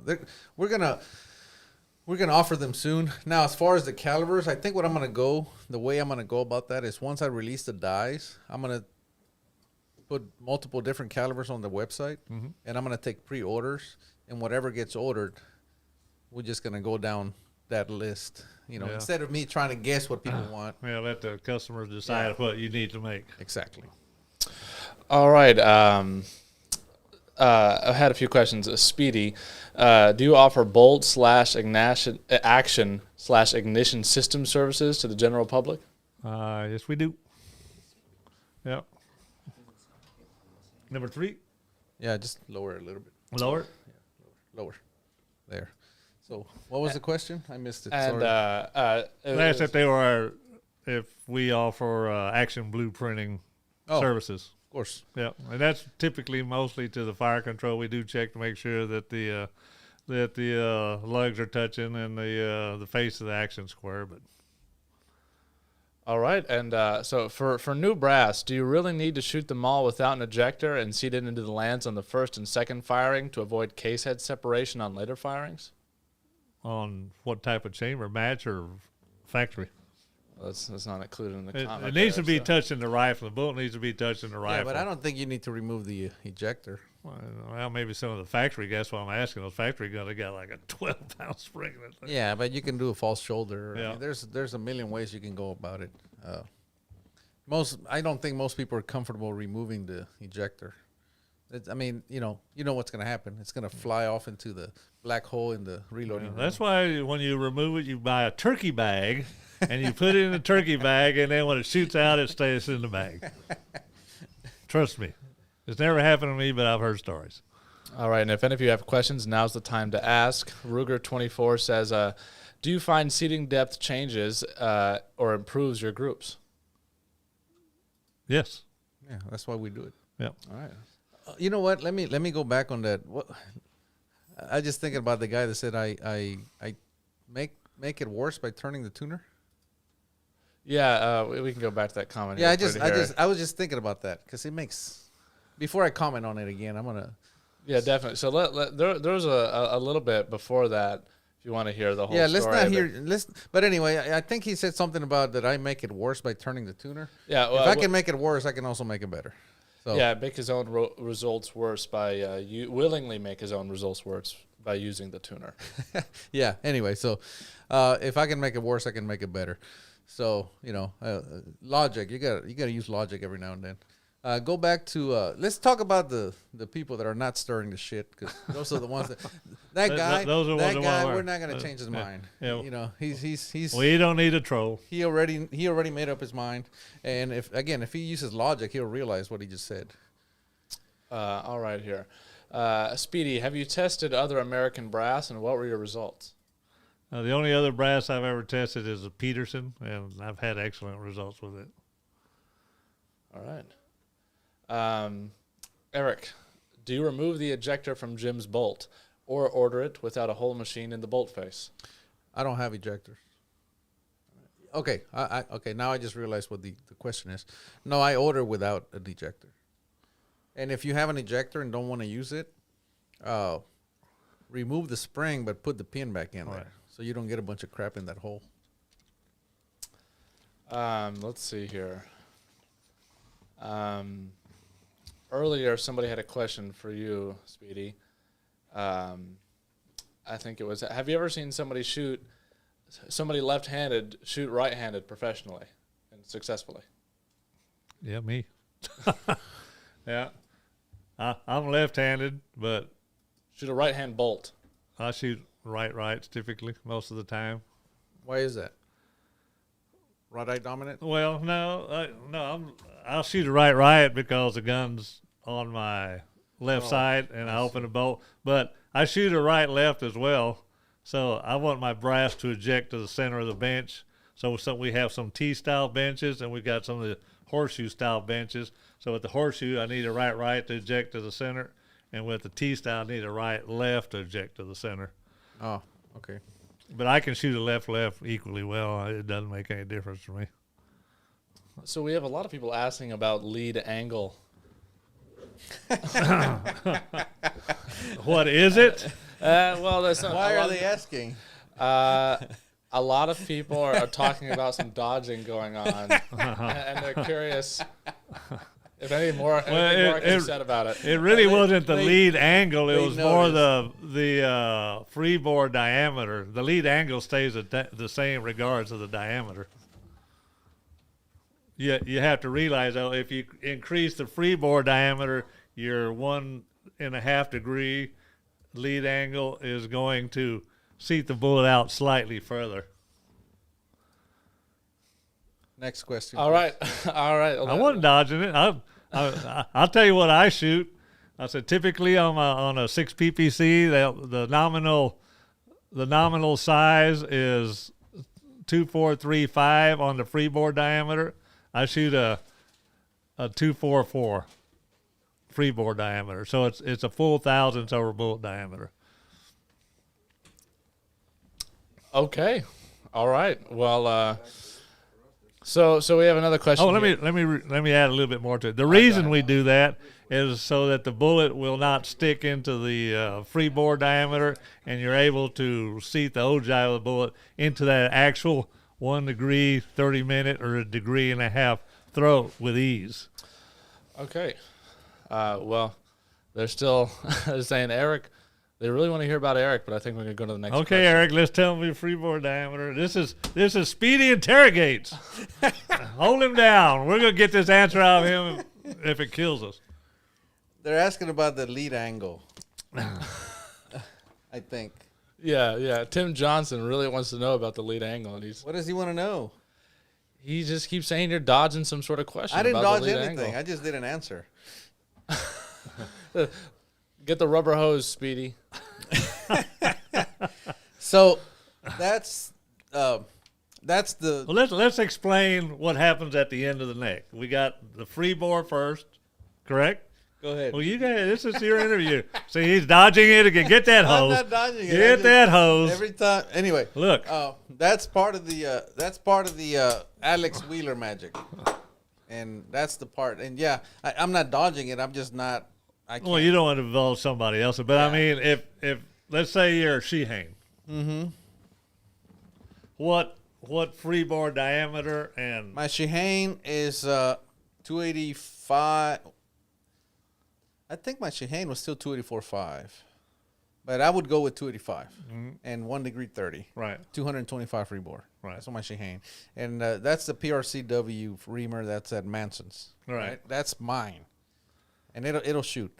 Now, the Wheeler uses Wheeler's Yeah, well, I mean that's thing. his design. And that's why it's not that I'm dodging, is I can't really Right. answer because I'm not really sure what it is 100% because Wheeler did the thing. You know what I mean? So if you want exactly the Wheeler, you're going to have to get with Alex Wheeler. Right. And I don't know that he'll tell you. But he'll sell you the reamer. He'll chamber the barrel for you. And in reality, you really need to know. It's just Right. like when I started working with Alex, it's kind of one of those things like, the red or the blue pill, right? Right. But Well, I mean, we all learn from each other. We all share, Yeah. but there are some of the things that people don't want to divulge to the general public Yeah, at the time. And if I don't, again, Alex put in a lot of work into this. He Right. developed many reamers, and well, that's just like doing an NDA. When you talk, if you say, "Hey, Speedy, do me the favor and let's wait," So- that's so, non-disclosure agreement. yeah, I'm not dodging. I just can't say because I'm not sure that I know what it is. But if you want a copy of Erik's PRCW reamer, you can Yeah, call go to Manson. Manson's. They'll make you a Manson's reamer, and they'll send. And I'll tell you what it is. It's gonna. So, 3 things that you need to do to a PRCW or PRC. I don't know what the hell we're gonna call it. Yeah. I call it PRCW, right? Number 1, at the 200 line, you got to increase it to 535. Right. Because the 533, that Hornady release, is gonna click. Yeah. Because the dies don't size it enough. And you would think, Right. after doing this for so long, they would have had it figured out. But anyway, they'll click. So at the 200 line, go to 535. And then for neck turn, I would say 315. If you're not going to turn, 320. And you want 315 to 285. generate that 5 to 6 thousandths Yeah. clearance. Because if you go tighter, you're not going to be able to achieve it. Well, you'd have to turn the breast. Well, yeah, a but lot so more. thin it's. So the 315 for turn necks, 320 for no turn, 225 to 250 freeboard, and freeboard diameter 285. Got That's it. That's gonna shoot. I don't have to take the wrench to Erik. And that's again, Manson. You can call Manson and they have the reamer print. That's the one that I can release. Now what I'm using, it's Wheeler's thing. That's why I can't. But I don't know that there's any difference. So whatever. That's where we're at. Are they happy? Probably We're not. going to find out here in a second when the comments roll in. But in the meantime, we're getting a lot of comments about if somebody watching this wants to contact Speedy to get some work done, and somebody's saying that they really enjoy all of your videos with Erik, but they don't see much of you available online. They're curious. That's because where they I'm can so find busy. you. They're curious where they can find you if you're going to be increasing your content in the future. Well, when we're also doing this video in conjunction with Erik to basically get ready to launch our videos. I'm over here answering texts, and the Yeah. producer forgot. Yeah, the producer's not switching. But anyways, we're gonna start producing videos, and once with Erik's help, and then we'll make the contact more available. Right now, the only reason I don't do it, I'm just so busy. I don't want to make any more people madder than they already are. So another question for you is, so Speedy was cleaning with PVA bore guides and PVA cradles. How important is the bore guide and rod type / brand? What does Erik use? PMA. PMA. It's PMA.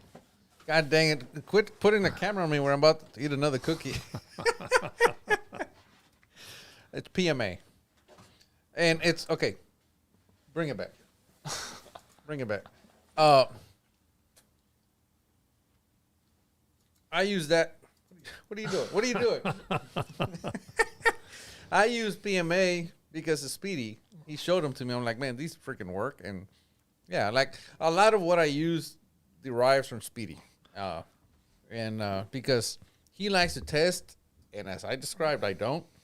And when I go to his shop and I see something that he's using, I go, what do you like about this? And he'll tell me, and I'm like, that makes sense. And I go buy it. You know, I let Speedy do all the work. Well, there's a lot of bore guides out there, and I said I've seen some of the bore guides that have the rear insert, and I said the holes are bored off center on the bore guide, so when you put your cleaning rod down there with the insert, you know, you're starting your cleaning rod downhill.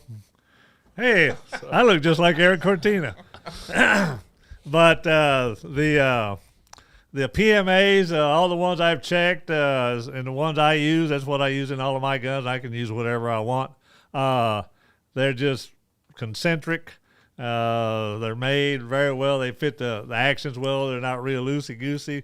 Another thing about Pat at PMA, if you have a special action or if you need something machined a little bit larger, a little bit smaller, he probably doesn't want to do this all the time, but he's so accommodating that he'll probably, since they make the bore guides there, they will make, you know, whatever you want to fit your specific gun. All right, so Jahan, PMA tool, that's him. Jahan Westerback wants to know, so about annealing. Speedy, do you BR guys anneal? Well, there's a few that do. Lou Murdica's one of them. He anneals all his brass the night before a match. At a match, the typical bench race shooter doesn't have the time to anneal. We've got 30 minutes between ceasefire and us being called back to line, and in that time frame, we can't clean our guns, anneal, prep the brass, and load it, and be back on to the line in time. Plus, at the end of the day, most of the top-level bench race shooters just throw the brass out the door. All right. Let's see. We have quite a few questions for Erik. Sure. It's his interview. You're supposed to be asking him questions. All right. I'm going to start lying in a minute, so quit asking Let me me wait questions. for the producer to put the camera back on me. Erik, have you seen any better consistency on paper and speed by using amp annealer? Can you put me by myself over here? I want to be by myself. Speedy's over there looking at me. Come on, producer. All right. You're so hot. So have you seen any better consistency on paper and speed by using amp annealer than a flame method? I'm going to say yes. And Speedy asked me earlier, do you write down and keep track of it? I don't. So just everything is off of memory. I'm going to say yes, but keep in mind that as the days go on, I'm learning more and more and more. So, Well, you can save each session you do, can't you? yeah, but what I'm getting at is I'm not so sure that I can't say 100% yes, because it may just be that I'm getting better myself, you know? I will tell you what, it's a lot easier to use. It is a lot more easier to set up. It's already set up, right? And I just start, and like I said, I throw my brass in that brass feeder, goes to the amp mate, and that alone is worth it, just because it's so much easier. Well, now that you've got a machine shop, can't you buy one of the testers to test the brass Yeah. and write it off? Well, yeah, I could. But that way you But see what. Yeah, but then at the same time, it's like, what do I gain? Well, I mean, you can do like we did in Florida. We could test brass as it comes Yeah, but from at the the end of the factory. day, I'm still gonna go to the range and verify. Yeah, So I could just go to the range and shoot. And if Right. it shoots small, I'm happy. And if it shoots big, I'm not. That's how I do things. It's believe the target, right? right. That's what I. But there again, we have me being devil's advocate here, and I'm putting you under the gun. Could you, knowing what the hardness is after you anneal, let's just say that the factory brass, I could test different settings. yeah, And see how they shoot. right, Yes, I because could you're do that. right now you're going by the setting that amp annealer gives you for that particular line of brass. So I could test, yes, but to me, I'm not at that point. Yeah, I'm at the point where. but I if mean it you're shoots- competing at a world level now. You're no longer club. Yeah, but at the same time, right now is not the time for me to experiment with that. Once the worlds are over, then I'm gonna have time to. Then I can play around with all that, Right. and especially because of my website, this is all great info, Right. and I'm learning, and they're learning. Right, I put everything on my website, shootsmallgroups.com. And my members on that website, I'm going to take this little moment to thank them because of them, Patreon and the website. I'm trying to transition over to the website on everything. It's because of them that I can do this, right? It goes without saying that I'm very thankful for them. So whatever I do when I test, whatever I try to share as much as I can with them, because there's a lot of people there, and there are different levels. There's this shooter there that he shot his last match ever. I mean, his first match ever last month. And I interviewed him. We talked about what he did, and I gave him some homework. Not Brandon, is it? No. Okay. He went to the next match, and the next match, he shot over, Saturday. And he did better, but then he made some mistakes. And we talked about that. And now I gave him some homework for the next. So I'm coaching him up as he goes, because this is the perfect experiment, right?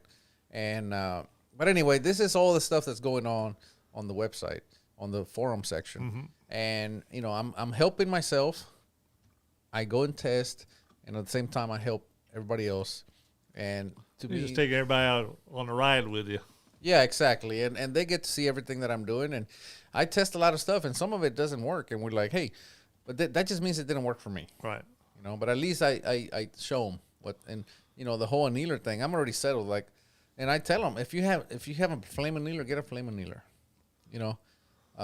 but to me, the amp is just the convenience, the consistency, and it's just the speed, right? The fact that I don't have to touch that brass, it can be annealing brass while I'm sizing brass or doing something else. Right. That's my time is super valuable. That's why I use a Prometheus, and I also have one of those super tricklers, Right. and those things are awesome. But anyway, it's just, if you're from the forum and you're here watching, thank you. You allow me to do this and get to get interrogated by Speedy. Yeah. Well, I enjoy his website as well. I mean, I read most of the things that y'all are all posting on there, so it's valuable to me as well. Like I said, I'm always looking for that little nugget that's laying around in there. And they're out there. There's probably a lot of them on this live stream. What else? All right. Go. So this is for Erik. Have you tested bullet sorting / pointing yet? If so, have Yes, you seen any it's on the definitive website. results? Yes, it's on the website. These are the things I'm talking about. They're on the website. I tested different pointing methods, But the most critical one he talked about earlier was that don't point up a whole batch of them until you go out and test Yes. what you've done. yes. If you're gonna learn anything, learn that. Yeah. Don't just go to pointing because you read on the internet that this works. This is what it looks like. No, you can't. So again, all that pointing, bullet sorting, the entire load development process for that rifle that I won the Southwest Nationals with is on the website Right. in full detail. Do you use primers, the the accuracy powder. one Yes, to sort them? yes, that thing's so easy. Yeah. So anyway, it's all there. And that sorts base to tip. Base to tip. How much is the accuracy one?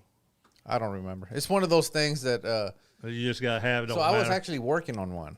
I was working on a tool that I was gonna release. Yeah. And when I got that one, I'm like, I threw mine away, and I'm like, We're all right, done. this is again. I don't.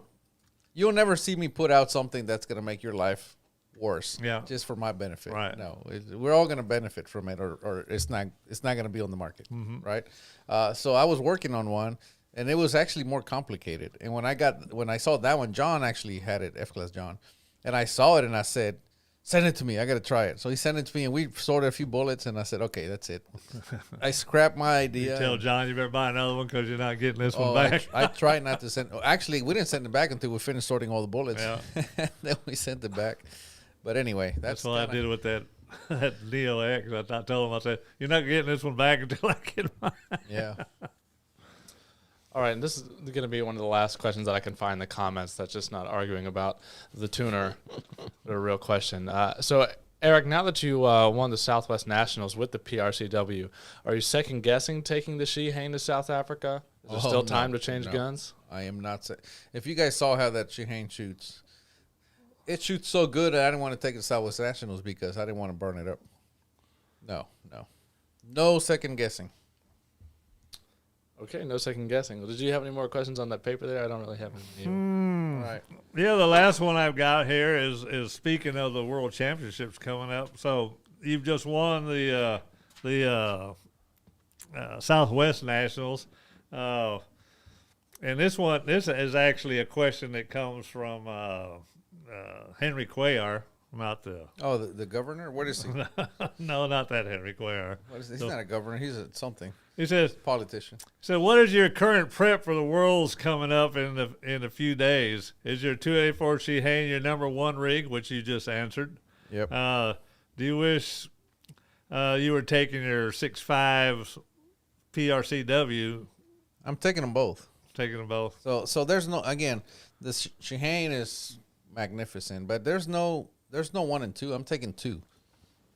One of them is the Shihane, the other one's the PRCW, and when I'm there, I'm gonna shoot them both, and whichever one shoots the best is the one that's going to the in the ring, for the individuals. Yeah. Also, in one of Jack Neary's interviews, and that you interviewed, and I don't know if you have any tips for new shooters, but he had a closing tip that he offered, which is an insurance shot, and I've seen this my entire shooting career once I got good, was that you'll see a gentleman winning a match, and then I can say, Erik, I'll bet you $10 to $1 bill that he'll shoot his last shot out the bottom of the target. Mm-hmm. And it's typically because instead of doing the same thing they've done all the matches, they'll anticipate that last shot and they'll jerk on that trigger, to try to get that last shot over with, and they will shoot it out the bottom of the target. So Jack's little tip was, on your last shot, give yourself an insurance hold and just hold slightly, above where you've been holding, just in case you do anticipate that shot and jerk it, you don't launch that shot out the bottom. So in preparation for the Worlds, what's your preparation? Do you have any different mindset going into the Worlds now that you did going into the Southwest Nationals? No, there's nothing different. I mean, it's working, right? Just again, I have a process. I'm gonna follow that. Mm-hmm. If I happen to win, I win. If I don't, I don't. Yep. That's it. I'm not going there to win. I'm going there to go shoot to the best of my abilities, and whatever happens, happens. Yep. We're gonna go shoot. My main emphasis is really the team match. That's the one. And individuals. Is that an 8-man team? Yeah, the 8-man team. I'm a win. What do they call that? The 8-man team? They got a name for the 8-man. I just call it the national team. But that's my main focus. Yep. And I'm going to go and we're going to win that. Like, that's if I win that, I say we, yep. Right? Everything else is a bonus, right? But we are so prepared that I don't see how it can't happen. But again, it's just a world championship. But can you name the members of the team? I can try. Dan Bramley, the captain, Pete Rickey, he's the vice captain, and then the coaches are Bob Siebold, Trudy Fay, Dale Carpenter, and myself. Mm-hmm. And then you have the shooters, Todd Hendricks, Jay Christopherson. You have Bill Kalogi. You have Pat Scully. You have Coven, Ken Dickerman, Shiraz. Man, I know I'm leaving people out. Addison Moeller. You have Emo Coven. I don't know if I mentioned him already. You have... Is Tim Vaught on the team? No, none of those guys are on there. But I mean, this is a very strong team, Right. It's I mean, these we've been preparing for a long time. Right. So this has been a long cycle, and I know Dan Bramley's probably just can't wait for it to be over. But I think we're gonna be able to rally together and get a gold medal, and we're all gonna be happy that. Even though it took this long, we're going to be all happy that. 4 years. Well, it was longer than 4 years. Six years. Yeah, that's a long time to Yeah, prep. but and then of course we have the Rutland team. Let's not forget about those guys. We have Brian Blake as the coach. That's a 4-man team, right? Yeah, Brian Blake is one of the coaches. Brian Bowling. Then you have David Christian, one of my teammates. You have Coco. Who else do you have down there? You have. We had Bill Kalogi, but he got moved up. We have oh man, put me on the spot here, going off of memory. Anyway, they're all just be on the lookout. Yeah, but there's some. In a brief synopsis, can you explain to the viewers what it takes to get onto the 8-man team? Typically, the rules or the pre-qualification is you have to be you have to have a top 20 finish at nationals or a top 3 finish at state. And then you test your. This is long range. Right. Then you test your guns along the way, don't you? Hang on. This is just to get on, just to be able to try out. You need top 20 at nationals or top 3 at a state championship. Long range. They don't really care about mid range, at least for qualification purposes. I know there's a lot of really good mid-range shooters, but for the U.S. team, because it is going to be shot at long range, the qualifications are long range. Team experience is a plus, but it is not necessary. And then once you get on, that's just so you can try out. Once you try out, the captain dictates the tryout process, but typically it involves you being able to hold good vertical. And, you have win coaches. They tell you what to hold. But, you need to be able to bring a good gun. Mm-hmm. And that's kind of the qualification. It's been typical that's how it works. Right. But, anyway, that's... So, even to qualify, you're almost preparing, like, for the Nationals or for the Worlds because you have to bring a gun that's capable of getting you on the team. Yeah. So, but anyway, that's how that works, It's, but it's... and then we trained at Southwest Nationals. We had some training sessions. And right. Again, what I'm seeing is really, really positive stuff.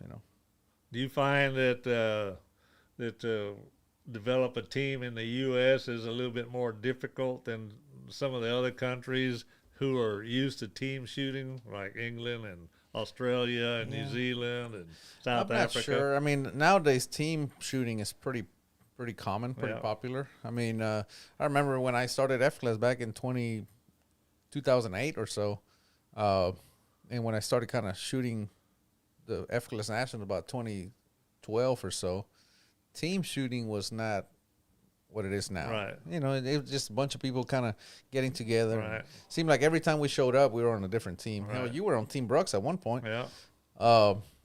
But and spindle shooters. Yeah, spindle shooters. Those guys been around for a long time. Team Berger, been around for a long time. But nowadays, you have a lot of they're pretty salty now. Really solid teams. Like they take the team matches really serious now. But back then, it was more like a practice. Yeah. Well, there's a shared experience when you do things as a team that It's more fun when you win together. Yeah, but anyway, that's team shooting, and so anyway, the world championship, that's my main focus. We're gonna go get that gold, and then whatever else happens, it's just cherry on top, you know. And when do you leave again? In about 3 weeks. 3 weeks. Yep, it'll be fun. So you just got some loading to do and a little bit more Yeah. tuning to do. Well, the ammo's already on the way for my Shaheen, and my PRCW. I already have a load for it, so just got to reload a little bit and go. Any more questions for Erik? Let's see. Yeah, Erik, is it true that you don't shoot groups while finding the powder charge node, then tune with the tuner or seeding depth to shrink groups? Correct. I don't care what, you know. I just want to see what just want to make sure the load is consistent before I go start shooting for groups. So ES is SDs. That's first, and a lot of people skip over a good ES and SD because the groups are not good. But you know, you're not there yet. You know, you can adjust those later. So this one's for Speedy and Erik. What are your breathing techniques when releasing the shot? Breathing techniques? Breathing techniques. So okay, I've been asked this before, and I don't know that I can.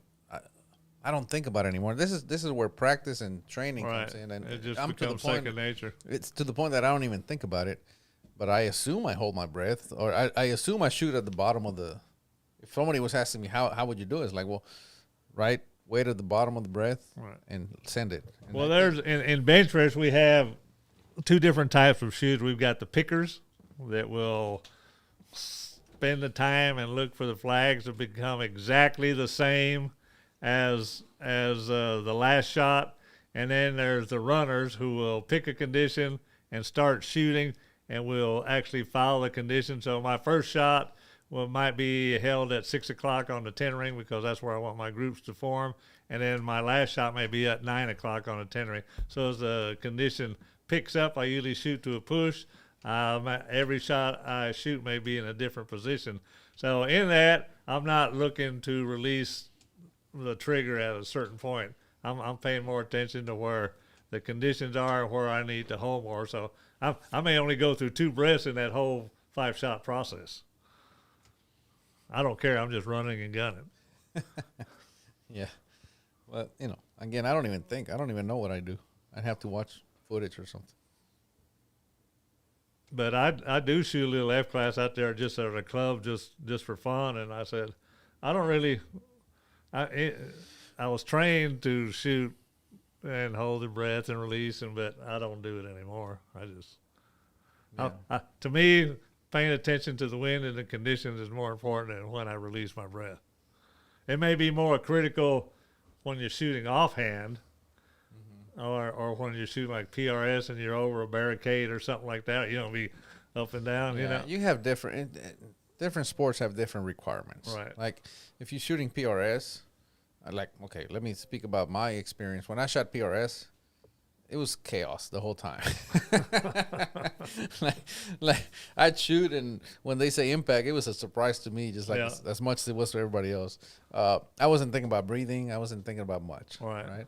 And I'm sure the guys at the top, they probably think about all that. I don't know. I don't know if they do, but you know, those guys are chasing 1 point for the whole match. You know, I was chasing 1 point for now. Well, like I said, I think just the discipline almost dictates. Yeah, if you're shooting like the air rifle or something, you know, when you're in there, I mean, air rifles and 22s, they're very unforgiving about movement, you know, because you've got such a long barrel time compared to what we've got in our center fire guns, you know. So any little movement you do affects, you know, where the bullet impacts. Yeah. Any more questions? So Erik, what do you think about the new NRA changes in front rests? It's just, I don't know. I don't know that they mean anything in the sense of if for example the rest. I think that Rod said if those rollers were really that helpful, everybody with those rests would be winning. Like, you know, it'd be like, okay, how many of those people have rests with rollers? Well, 10 people. It'd be 1 through 10 with rollers, and then everybody else, you know. And vice versa. Oh, the Neo X or the whatever. If it was really, if it was meaningful enough that they have to actually ban them, come on, Right. have some data, some But I think people, again, I don't know who's on the committee. I don't know who decided it needed to be changed, and I don't even know how they enforce it because the rules are so vague. If you read the rules, they throw and / or support. It can't, like something along the lines. It can't be mechanic. It can be supported by a mechanical device. Well, freaking joystick rest is a mechanical device. Right. So does that mean we can't use joystick rest anymore? You know, and again, it's anything you put under it that moves would be a mechanical that's device. my point. So that they put that on there, and I'm like, well, does that mean we can't use joystick rest anymore? I've seen those guys use those scissor jacks from a car. But it's that, With a bag on that it. would be mechanical. Yeah. So what does that mean? We use the sandbag now? You know, it's just they're not very well written to begin with, and they just create more confusion. And if they're confusing, how do you ban somebody? Like how do you disqualify somebody with a vague rule? I don't know. So that's what I think about that. I just kind of, just keep on trucking. But yeah, I don't know. Well, I've never been beat by arrest yet. Exactly. All right, well, I have one more question that I can find here, and they say they're certain you're going to try to dodge this one. Where do you get? I underneath the table will take that microphone with you. Yeah. Or what kind of cookies have you been eating in this interview? So right before we started this interview, my metal supplier showed up, and he brought me some cookies. They're called crumble cookies. And Eric's ate the entire box in the 2-hour period that we've said it because you saw I hadn't got a single one. So he just happened to bring them as I was coming up here, and I said, all right. So I brought them up here. And ate them all. And Speedy ate 3 or 4 before we started, and then just so he could pretend that he doesn't eat cookies. But anyway. That's all I've had is I've been saving this last drop of water. So anyway, that's where we're at. All right. Let me go back to the tuners right quick. And I said that I kind of move them, whatever. The best thing you can do is set it and forget it. And move it if you have to. I know a lot of people try to, John Myers was So a you master. say set it and forget it after you've tuned it. Obviously. Yeah. Tune it, find a happy medium, and try to leave it alone until you see that it's, because most of the time it's going to be fine. Mm-hmm. John Myers was a master at that, and I'm trying, but even I'm not super comfortable doing it. So don't take that as saying that just you got to go move it. If the Right. temperature's up, go move it. If no, you got to test all these things. We've mentioned John Myers many times over this interview. You want to explain who John Myers is to these? So folks John out Myers, F-class shooter, retired. I'm going to put that in quotations because I'm not so sure he's done. He's too competitive to be done. But anyway, he won the Nationals, I think individually 6 times. He won the Southwest Nationals twice, and he won the Mid-Range Nationals 3 or 4 times. And what was the record he set? I think, what was it? I think he dropped us a few X's. 1800. Yeah, I 18. mean, he shot 3 days in a row, perfect 600s 3 days in a row. I don't think it's a record. I mean, this guy was a machine, and he used tuners, Mm-hmm. and he would move the tuner every time. But this guy had knowledge that I don't possess, and he's a mechanical engineer, and he kept lots of data, which I don't. So he managed to do that, and that's who John Myers is. After he retired, he told me.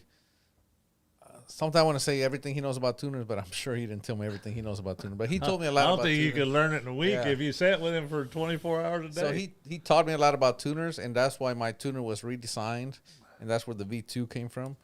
But he lived and died. If he didn't have a tuner, he wouldn't go to a match. No. And I'm the same way. Like if they told me right now, hey, you can't have tuners, you can't take them to South Africa, I'm not I'm like, going. all right, I'm just going to stay home. Yeah. Because, if you get there and the gun doesn't shoot, you're done. And it's very likely that the gun's not going to shoot. John Meyer's friend, the gentleman that shot the smallest group ever shot in our competition. Yep. Same tuner that John was shooting. Yep. But anyway, so that's where I'm at. This is, we're speaking this is very high level competition and high level stuff. It's so high level that I'm not even comfortable going and moving the tuner. John was, 6-time national champion. But like I said, don't take this to say, well, Erik said if it's cold, move it this way. If it's hot, no, don't. Because you can also, it's like chasing the lambs. You can actually take it out of tune on your own. So if it shoots to your requirements, leave it alone. That's all for now. Well, you want to wrap it up? Yep, I think so. What is that? It's been 30, 40 minutes? 3.5 hours. This paper doesn't have anything on it, so. Well, on behalf of Erik Cortina, affording us the time to interrogate him, and I think he's been pretty honest over the course of the day. I want to thank him. I hope you guys will appreciate his openness in preparation for the world giving some of his secrets away. And I know I do. I'm glad to be able to call Erik a friend and a competitor, and we'll just keep sharing as we go. Yes, sir. Thank you. And again, if you joined us, thank you very much. And if you are on the forum, thank you. And if you're not, go sign up, because all this information, like this sounds like secrets that I'm giving away. It's all on the website. Wow. It's all there, and it's all there in detail, right? So go sign up on the website. It's going to cost you a little bit of money, but it's next to nothing compared to what you're going to save. Right, and there's a lot of videos on there you won't see anywhere else. Oh yeah, there's stuff there that chambering videos. There's loads of everything's there, and there's a lot more to come. But anyway, go sign up if you're not there, because again, this is all there and then some. But I don't think we can cover everything. And hell, I didn't realize we went 3.5 hours. But anyway, thank you. And Speedy, thank you very much for your knowledge and for sharing what you know. I mean, sharing it with me. You've shared a lot with me, and as you know, it's like I told you earlier, I'm not the smartest man in the world, but I have their phone numbers, and yours is one of those. Well, I appreciate this. You don't know how much. I mean, after you left, I pretty much teared up about it. I got to thinking about it on my own, and you can see how my voice is changing too. But anyways, Speedy Gonzalez, keep them small. That's all.